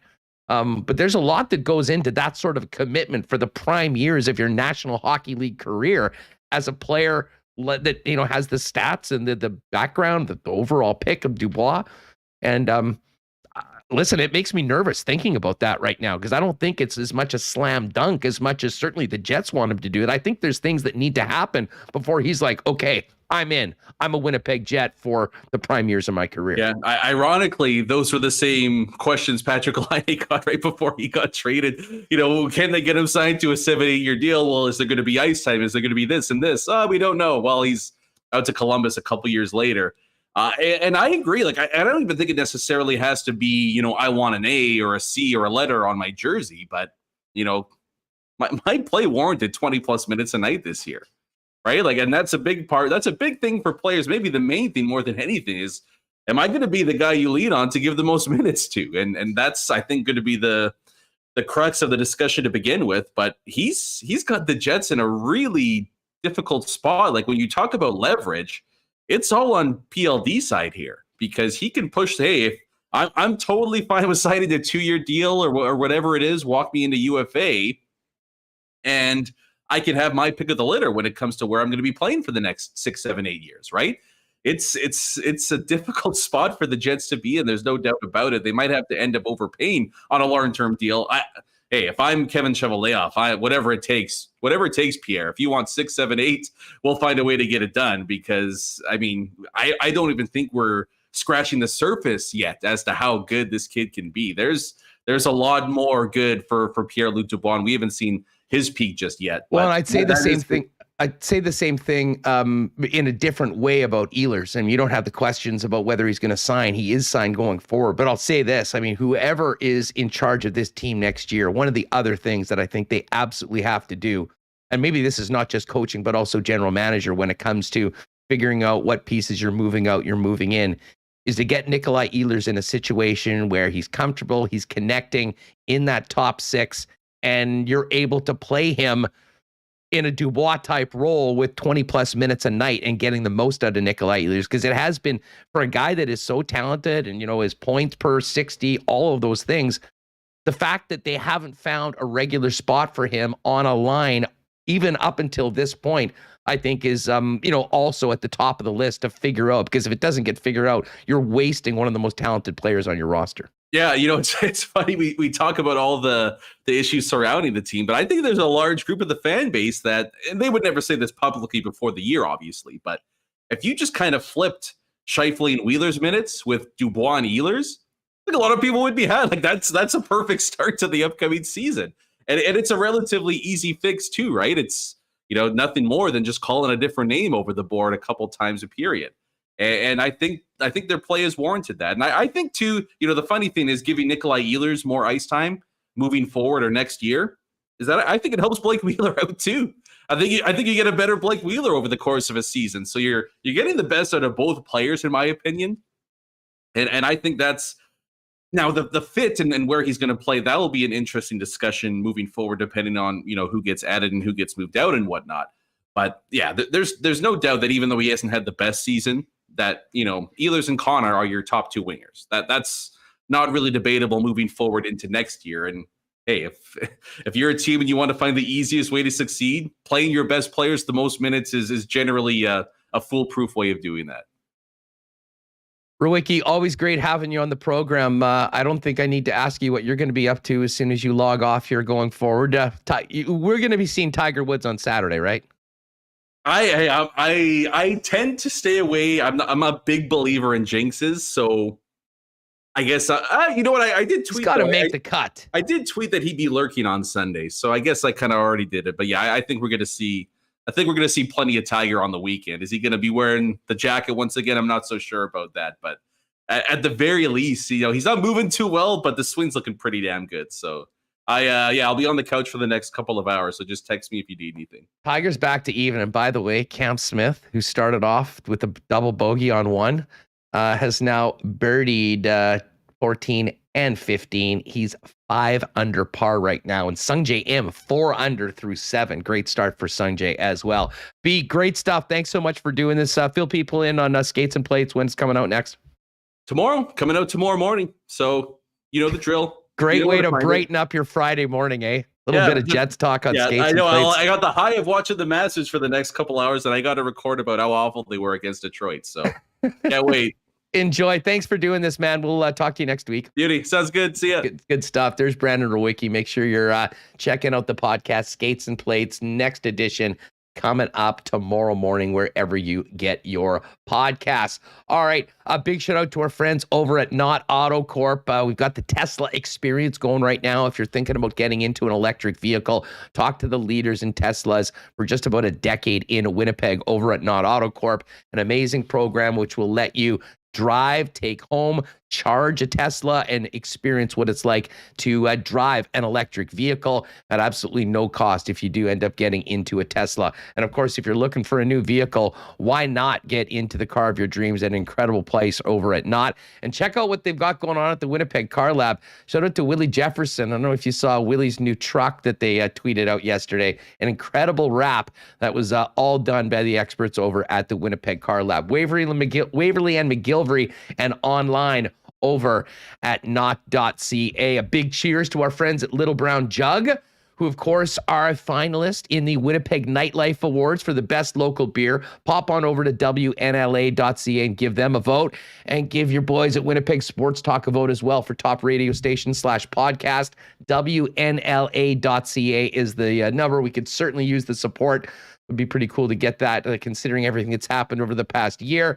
And when it comes to Little Brown Jug, whether it's your local beer store, your liquor mart, your favorite restaurant, the 1919 is where you want to start. But I would suggest popping by the brewery and tap room on William Avenue and tasting all the incredible Little Brown Jug offerings. And if you do want home delivery, Little Brown Jug delivers Wednesdays, Fridays, and Saturdays, and you can order online at littlebrownjug.ca. Hey, Brad Gushu continues to roll at the World Championships.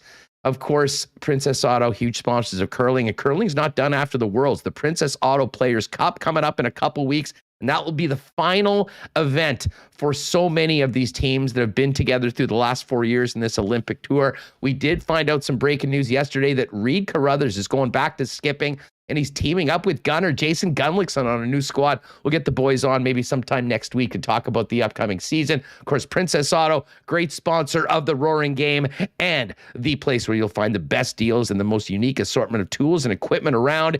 Everything you need to complete the projects on your list or start something new is at Princess Auto. 2 local locations, or you can shop online 24/7, 365 over at princessauto.com. All right.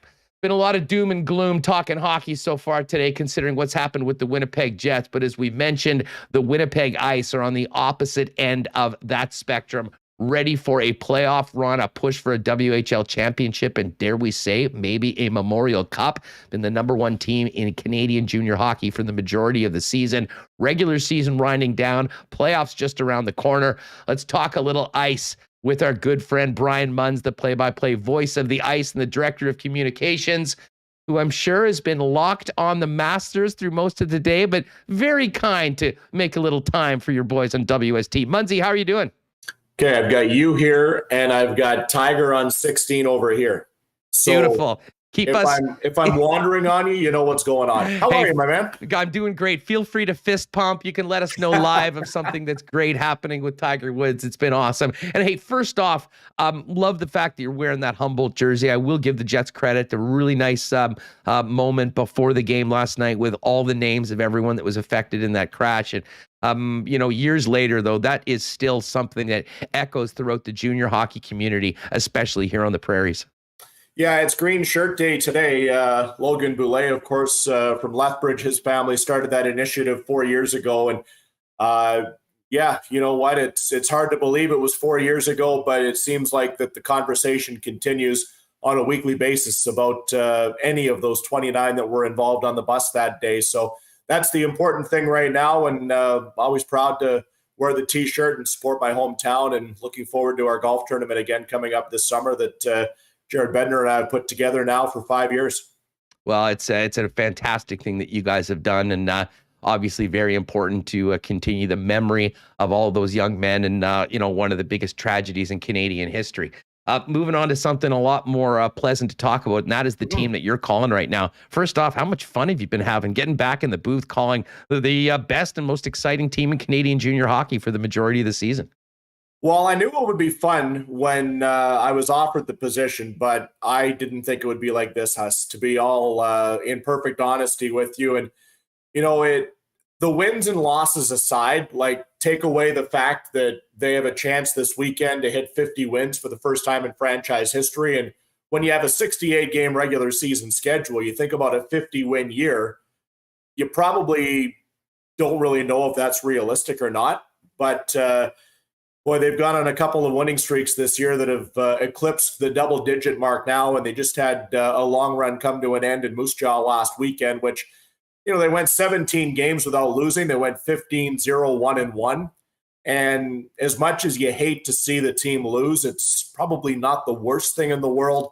Only a couple of weeks outside of going into playoffs here whenever they officially get underway here in round one. So, you know what? They've had a really good week of practice to kind of get themselves up and running again here. And again, against Medicine Hat coming up on Saturday, Sunday, see if they can set a new franchise mark that this team has never been able to do before. But in a long-winded answer, it's been a tremendous amount of fun. It's been great to get back and see so many familiar faces around the different arenas from when I was there. And it's hard to believe that was back in 2004, 2005 when I left PA to go to Edmonton before coming into Winnipeg here. So it's been a treat. It's been a blast. Well, and it must be so great for you, but especially the players, the organization, to sort of get through everything that the junior hockey especially has been dealing with over the last couple of years, back to fans. And listen, I mean, I know that it has been, it's always a struggle, especially in a market like this with so many things going on. But I mean, we see it daily here with more and more people talking about the ice, getting out to the ice cave, enjoying the games, and seeing just how good this team is.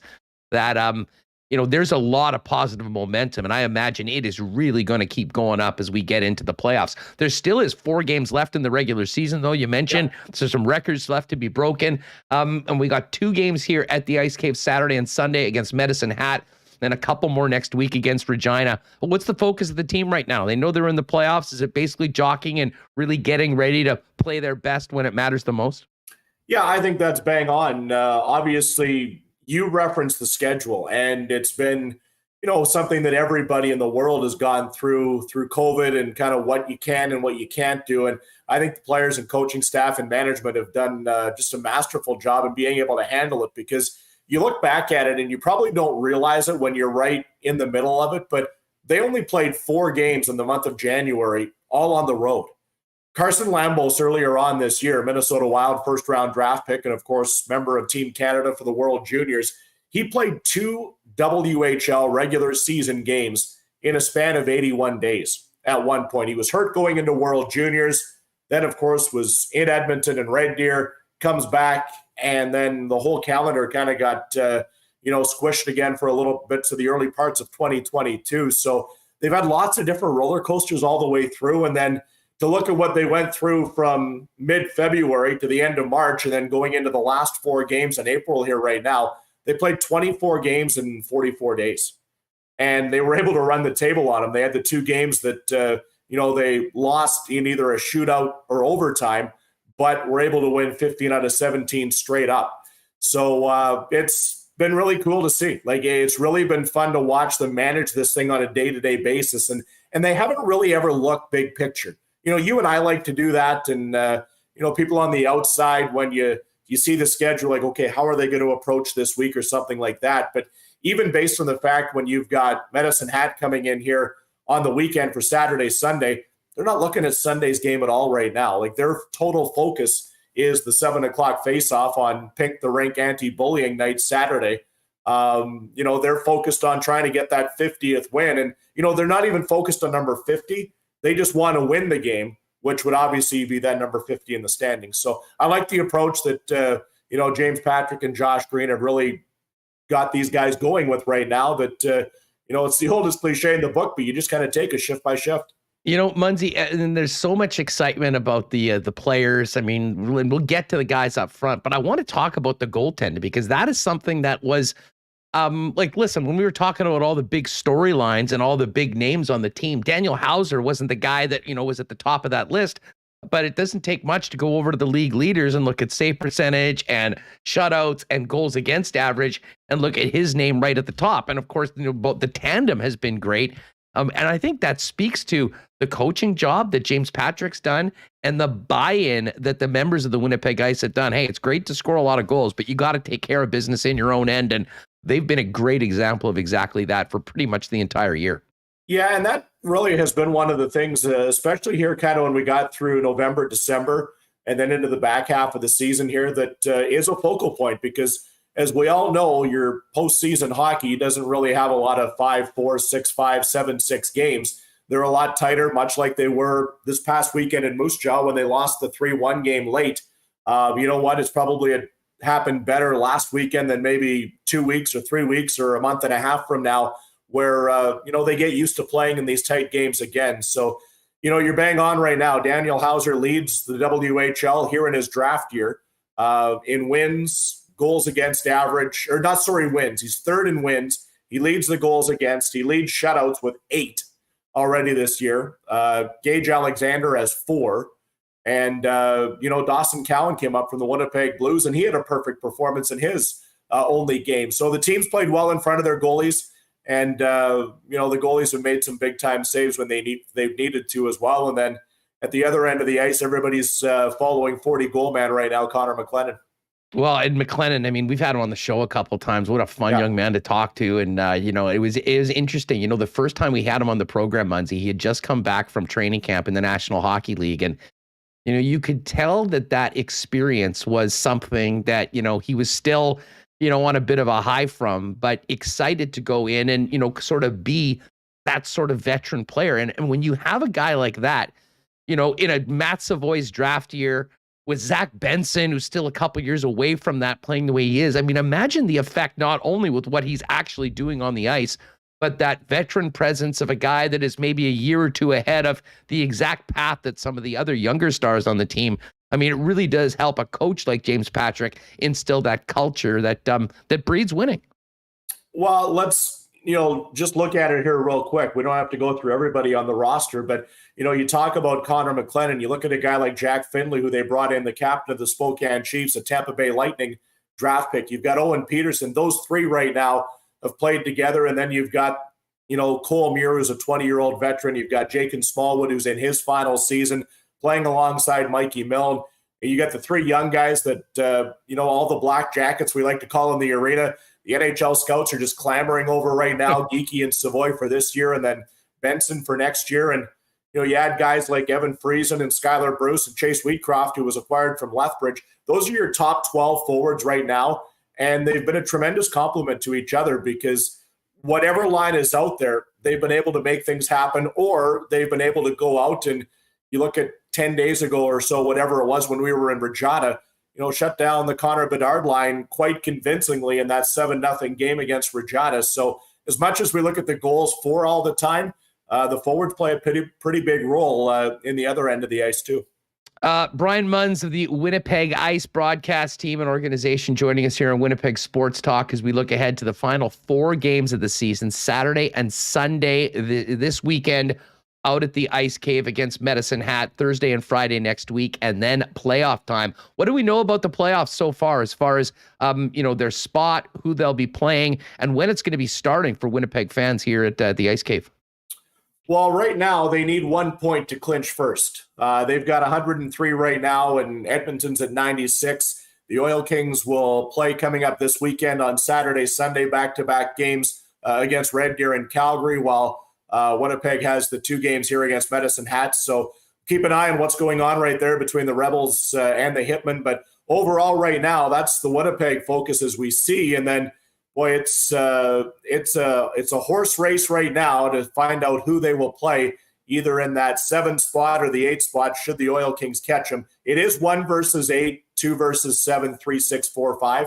So, really the only first-round matchup that's set in my mind right now would be Moose Jaw and Saskatoon, and they're separated by 1 point right now to figure out who would get home ice advantage. So the options right now for Winnipeg still to play in the opening round include Swift Current, Calgary, Prince Albert, and I think Lethbridge is going to finish 7th. So if for some reason Winnipeg were to fall back into that number 2 spot, then they might have to look a little bit more at the Hurricanes. But to me right now, it's a 3-horse race. Regina, I know we'd all love to see Connor Bedard in the playoffs, but they have a really big hill to climb with 5 games left, and they'd obviously have to jump 3 other teams. So it'll be intriguing to see how it plays out inside the final 2, and we'll look forward to the whole thing starting here on Saturday night against the Tigers. What would you say the chances of a Battle of Manitoba in the playoffs are, Brian? Well, definitely in round 2, right? It won't happen in round 1. but it could happen in round 2 or maybe even into round 3. But there is a possibility. The Battle of Manitoba for Taylor McCaffrey lawyers has been a lot of fun this year. We saw the 10 games during the regular season schedule, and I know that they've kind of been up and down as of late, but they've been able to put 3 straight wins together here lately, and looks like they're trending in the right direction here with their 5 games remaining left here too. Hey, we've talked a lot about all the young men on the ice. What have you learned about head coach James Patrick being around the team all year?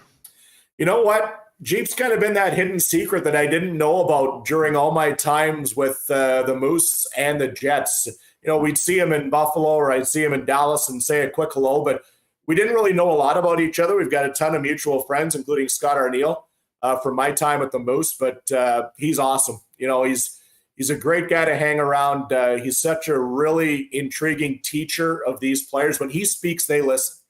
There's no kind of mind wandering or anything like that. He can grab a room, you know, much like we always talked about what Paul Maurice was able to do with Winnipeg. When you saw him get up and talk, everybody wanted to find out what was coming for them because they knew they were going to learn something. And it's been a treat to be around him and obviously Greener and Larry Wu and Byron Spriggs and the management staff. So it's been a fun year. I've had a real blast with the whole scenario, and we look forward to a lot more hockey left to go here in Winnipeg for sure with the Ice. You bet. People, make sure to join us tomorrow. We'll have some seats for the games on the weekend to get people out. And if you haven't already made a plan, get out to the Ice Cave. And, if you've had a tough time downtown at the arena with a certain team playing, I can tell you'll have a good time watching the Winnipeg Ice. Lindsay, we haven't, you mentioned Paul Maurice. I mean, this has been a bizarre season here with Maurice leaving, back in 2021 and what's happened.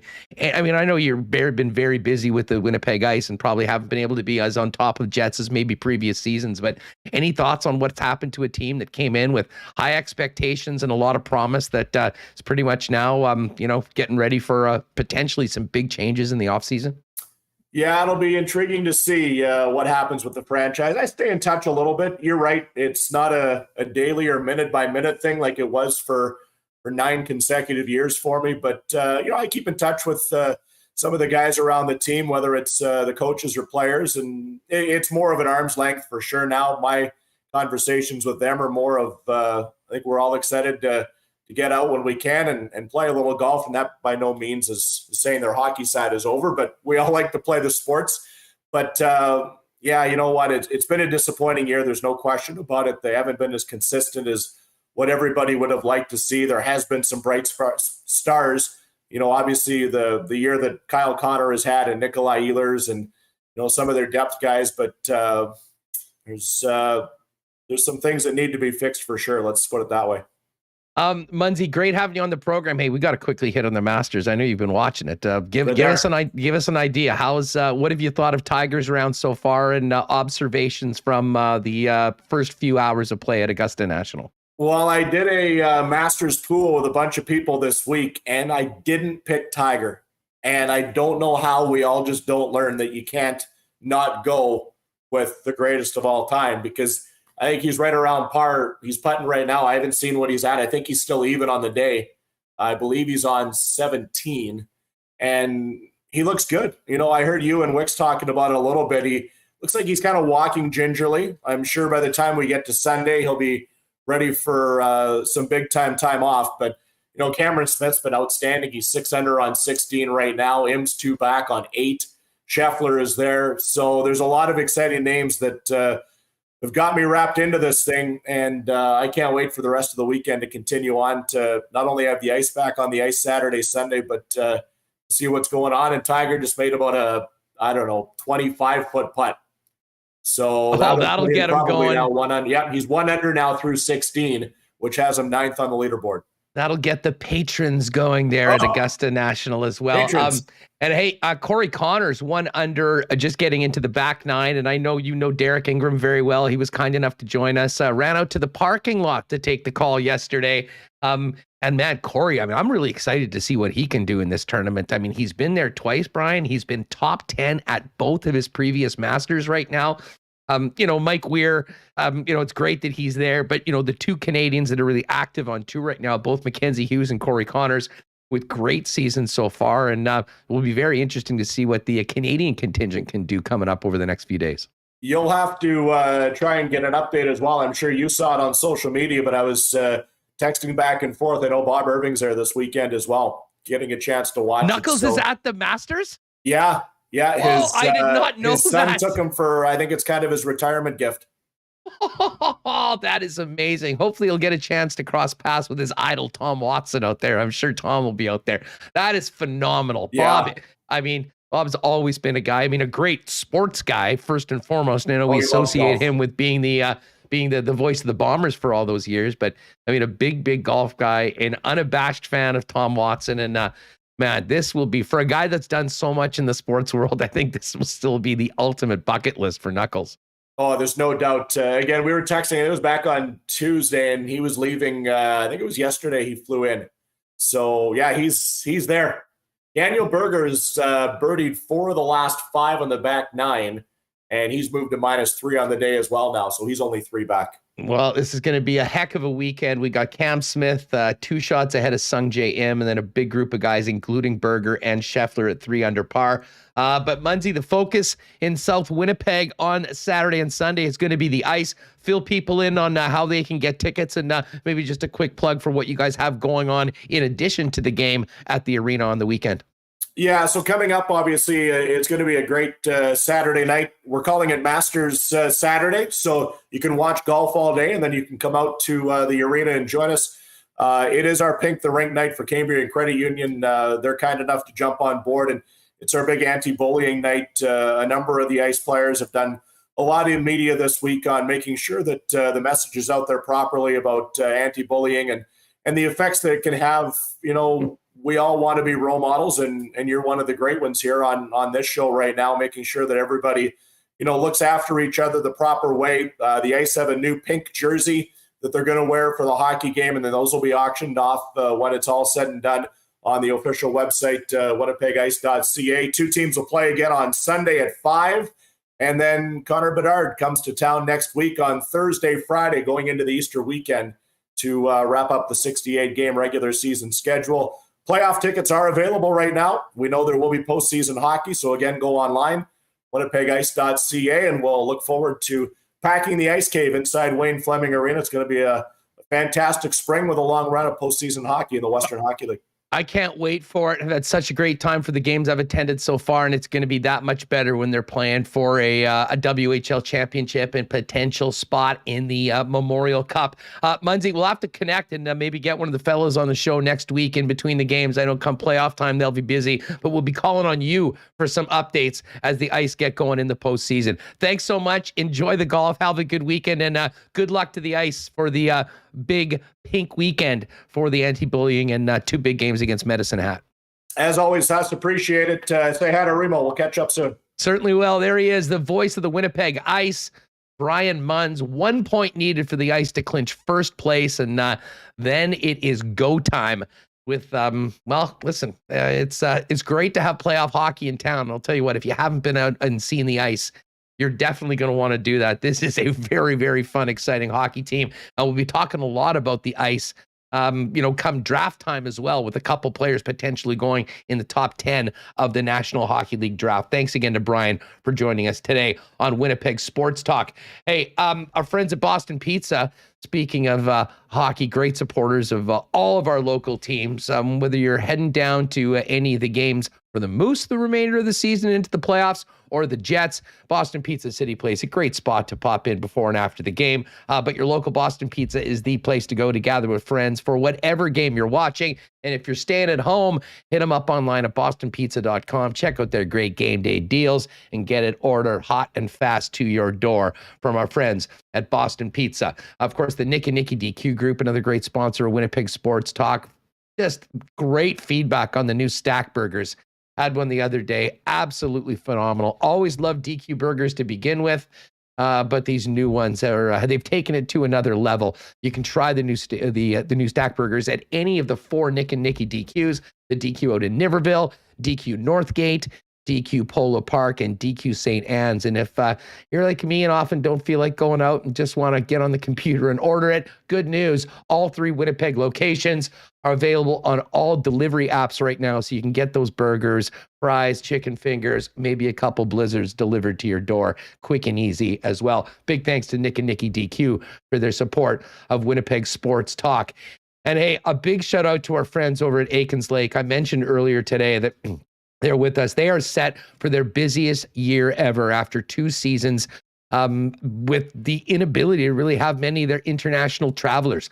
Very limited space left for this season at Aikens Lake, but there still is the opportunity to get out there. I mean, it's a great way to reconnect with nature and with friends and family that maybe you've only been seen on a screen for the last little while. And heck, from a corporate side, an amazing way to reconnect with customers in person. There's no better FaceTime than being in a boat, slaying big fish, and having a great time out at Aikens Lake. Find out more online at aikenslake.com. You can also hit them up on Twitter at Aikens Lake on the app. All right, let's get Michael Remis in here. We do want to get to our Coolbet lines as well before the end of the program. Just looking at this leaderboard though, Remo, I mean, Cam Smith, crazy that he's 6 under par after double bogeying the first hole. And this is a guy we haven't seen play since he won the Players' Championship, but I have a feeling there's going to be plenty of mullet talk come Saturday and Sunday down at Augusta. We will have to wait and see, I guess. Yeah, but pulling up the leaderboard.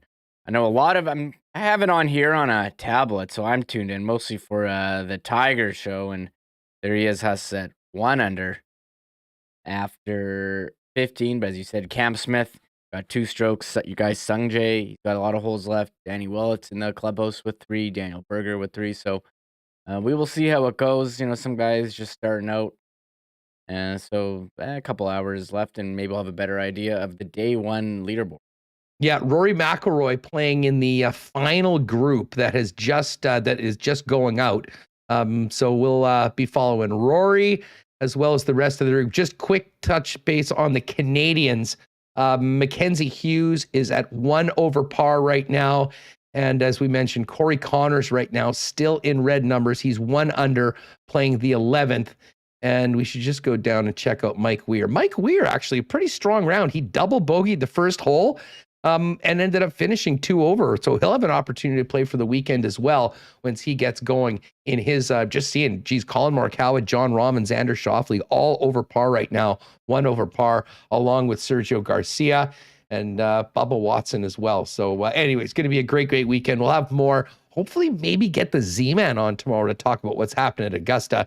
But so far today, it has been a very, very nice start for Tiger Woods. First of all, just the fact that he was out there, but looking pretty darn good right now. And in red numbers after that birdie on 16, 2 holes to go in at 1 under par. You're going to be watching some baseball later on today, Remis. Any thoughts on opening day? I know we have to wait an extra day for the Blue Jays to take part. I'll probably have it on. You know, their app is pretty strong, so they have all the games. I got some fantasy action. Who do I have? I have Framber Valdez going up against Shohei Ohtani in the Astros Angels tonight. I'm always up for the late night. Ooh, we got Ohtani on opening day. Excellent. Okay, I will make a point of watching now. Yep. We'll get the golf in this afternoon, and then a little bit of baseball, and then interesting. I didn't even realize till today that the Jays are opening at home against Texas. And Marcus Simeon's going to be in the visitors' dugout for that first game tomorrow against the Jays. Yes, that is accurate. Jose Barrios getting the ball for Toronto tomorrow, and John Gray for the Rangers. 6 o'clock, 6:07 start time. But yeah, so starts tomorrow. I'm fired up. Maybe not as fired up as years past. I know I'm still kind of annoyed about the whole lockout thing, but it's here. It is kind of sharing the spot with the Masters and the hockey season winding down. A bunch of games tonight. No Jets tonight, but you know, the hockey, I mean, first 20 minutes of the show. So depressing. So I'm almost ready to turn the page. Well, that's why I was really pumped that we had Munz on today to talk about the Ice, because the Ice and the Moose are great stories. Moose with a daytime win yesterday while we were on the air against the Milwaukee Admirals, and Jeff Malott getting his 21st goal of the season. And and again, I mean, we'll talk about this more tomorrow. By the way, guess who's in town tomorrow night? The Colorado Avalanche. I mean, if I don't even know what to expect for that game tomorrow night. Gavin? And frankly, I don't know what we're going to expect in these final 11 games of the season. I mean, with all the talk about the schedule next week, 5 games in 7 days. Ottawa and Montreal back-to-back Sunday, Monday. Home game against the Kraken on the Wednesday. And then off to Florida and Tampa Friday and Saturday of next week before games in New York and Carolina on that final road trip. And then back at home for Colorado, Philly, and Calgary in the final week of the season. And it's going to be interesting. I mean, I don't know. We'll find out more about how the lineup looks tomorrow morning. I would certainly imagine that Ville Heinola is going to be back in. And we'll see if there's anybody else that gets a look potentially from the Moose over the course of the next little bit. The one thing that changes things a little bit, Reem, is the fact that the Moose right now are right in this battle establishing their playoffs. And I mean, as much as I think they would like to get another look at maybe a couple players at some point before the end of the season, I also think that in some ways they might want to be getting guys like Ville Heinola back playing consistent minutes with the Moose, getting ready for the playoffs. But I think there'll be time to do both, considering the fact that there is still pretty much a month left in the season and still 11 more games during a busy next couple weeks for Winnipeg before guys could get back and get going for some Calder Cup playoff action for Manitoba. Yeah, I feel like the forwards are going to look the same. We did have some notes from today's practice, which we didn't really mention. Blake Wheeler took a maintenance day. He may have got banged up in yesterday's game. I thought he was flying out there and has been actually last couple of weeks. Svechnikov skated in his spot with Connor and Dubois. I mean, that's about it. I saw Ehlers and Dasny spoke, trying to get a win.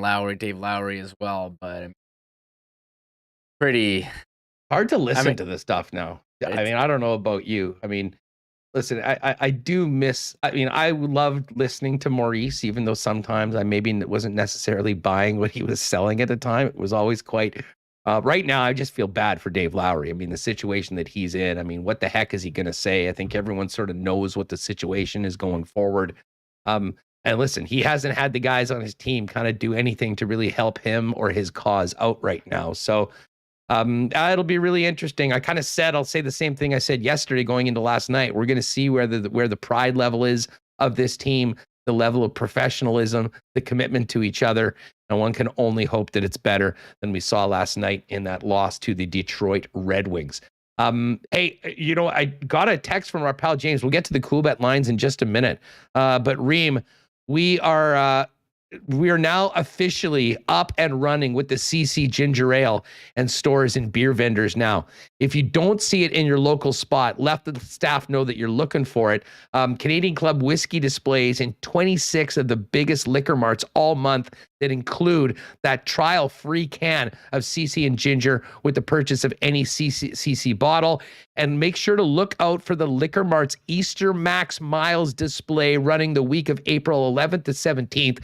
To get bonus air miles on the CC and Ginger 6-pack and large bottles of CC, the 1750 mLs are on sale all this month. And of course, tomorrow's Friday. And that means we'll be doing another Marlboro race. Maybe I'll see if James has any of the CC and Ginger to maybe add to the prize vault for tomorrow. But we'll definitely have some ice tickets, and we'll definitely have another Winnipeg Sports Talk hoodie with our friends over at Canadian Club for tomorrow's spot. All right. Hey, just before we get to the Coolbet lines for today, Remo, some big news. I knew this was happening. I couldn't say anything till it was released, but Adam Seaborn has it. It's out right now.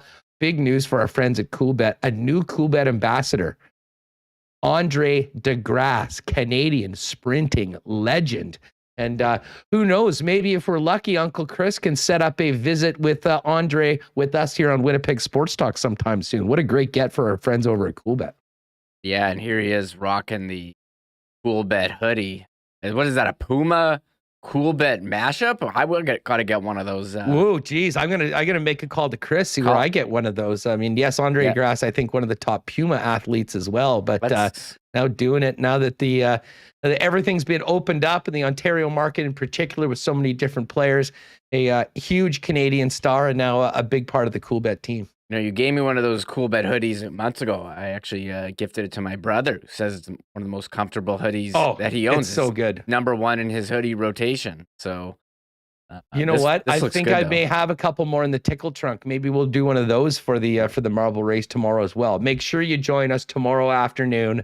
For the entire show is going to be great. We will have Ken Wiebe on. And speaking of Weber, when we finish up, make sure to head on over to the Kenny and Rennie. They'll be getting going in about 5 minutes with their long form Thursday afternoon show. But as far as the lines for tonight, pretty busy night in the National Hockey League. We've got Blue Jackets -130 favorites at home to the Flyers. Devils -154 to the Habs. Pick'em between the Penguins and Rangers in New York. Potential playoff series between those two teams in the first round. Preds big road favorites -164 in Ottawa. The Canes -357 at home to the Buffalo Sabres. Blackhawks, I don't know, it's probably been a while since they've been a 169 favorite anywhere. They're at home to the Kraken tonight. And the Toronto Maple Leafs, a week or two ago, we would have really cared about this game. We would have said, big opportunity for the Jets to get one over on the Stars. All of a sudden, Jet fans or Leaf fans now, well, doesn't really matter. But the Leafs coming off those 3 points against the two Florida teams, despite the blown 5-1 lead, -152 against the Dallas Stars. Canucks and Coyotes, Canucks road favorites. Edmonton and the Los Angeles Kings. Oilers continuing to play well. Slight road favorites over the Kings. Potentially another first-round matchup. And the Flames, a big -185 favorite against the San Jose Sharks. And we should get to Major League Baseball opening day. Royals and the Guardians coming up in about 10 minutes. Probably check out some of that. And where's our pick for, the Mets and the Nationals. Our pick for Garion Thorne. Over 9.5 is up there. Over 9, which is what Garion quoted, was -118. If you really want to get aggressive, go with the 9.5 and +105. I'll probably drop that, hopefully, and start 1-0. Again, we'll have live betting for the Masters heading into the weekend. Round 2 betting as well available. Coolbet has got it all. Use the promo code WST on your first deposit if you haven't played there before. Give you a 100% bonus up to $200 over at coolbet.com. Well, Remo, it was a little bit of a therapy session, I think, for all of us, venting, both myself personally and people in the chat right now. But there is a game tomorrow, and listen, it'll be a great chance to see a team that has gone from the basement of the National Hockey League to the best in the National Hockey League over a few years. And maybe that's a little glimpse of hope for the moves that the Jets can hopefully make over the next few years. But listen, it will be a good opportunity to see the Colorado Avalanche, and who knows what we're going to see from the Winnipeg Jets, but it's going to need to be a lot better than they were against the Detroit Red Wings if they want to avoid being embarrassed on home ice. Yeah. It was a rough one. We talked at the end of the show. I posted the clip on my Twitter account. Like, what are we going to see? And I was like, well, odds are they're going to win this game, but we've seen performances in the past, far too many of them. And unfortunately, I don't know why they keep doing this to us.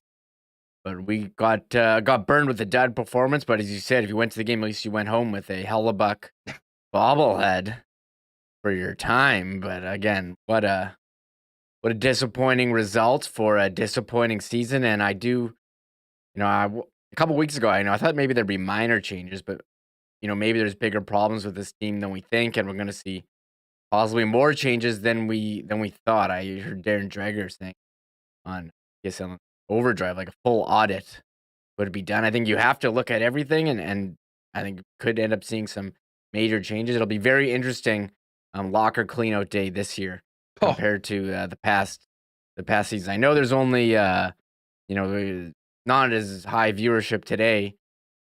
For I guess we've seen that after disappointing losses. Oh yeah, sometimes people need. Listen, I went all morning. I was sat there all morning going, "Oh my God, I can't believe I need to talk about that game today." And everyone knows how much I love doing this show, talking to you every day, talking to everybody out there, and doing this. But some days are more fun than others. I mean, I live and breathe this stuff. I think you all know that I've got a passion, and I want these teams to do well. That was ugly last night, and it in a lot of ways was the culmination of so many disappointments this year. But there is some hockey left to be played. We'll see what this team comes out for. I mean, they're playing for next year, playing for pride, playing for jobs. And man, what a test tomorrow against the Colorado Avalanche. We'll be all over it. We'll get ready for the matchup, get ready for the Ice weekend, have the latest on the Moose as well. Blue Jays home opener tomorrow, more on the Masters. So, and hey, Remo, credit to me. Remember I said I was worried that I was going to be swearing this entire show? I think I only had like one minor blip throughout it, despite as bent as I was coming in. So in some ways, I feel better now. Let's go watch the Masters. Let's get ready for Major League Baseball opening season tonight. And tomorrow, we get to see one of the top teams in the National Hockey League come in to take on the Winnipeg Jets in the Colorado Avalanche. All right, huge thanks to Wallace & Wallace, our newest sponsor, Aikens Lake, Breezy Bend, Royal Sports, Not Autocorp, Little Brown Jug, Manitoba Battery, Culligan Water, Vita Health, F Apparel, our friends at Princess Auto, Boston Pizza, the Nick and Nicky DQ Group, Canadian Club, don't forget Marble Race back tomorrow afternoon, and of course our friends at Coolbet Canada, and to all of our guests, great baseball chat with Garion Thorne, always love having Brandon Rewucki on, and great to talk ice with Brian Munz.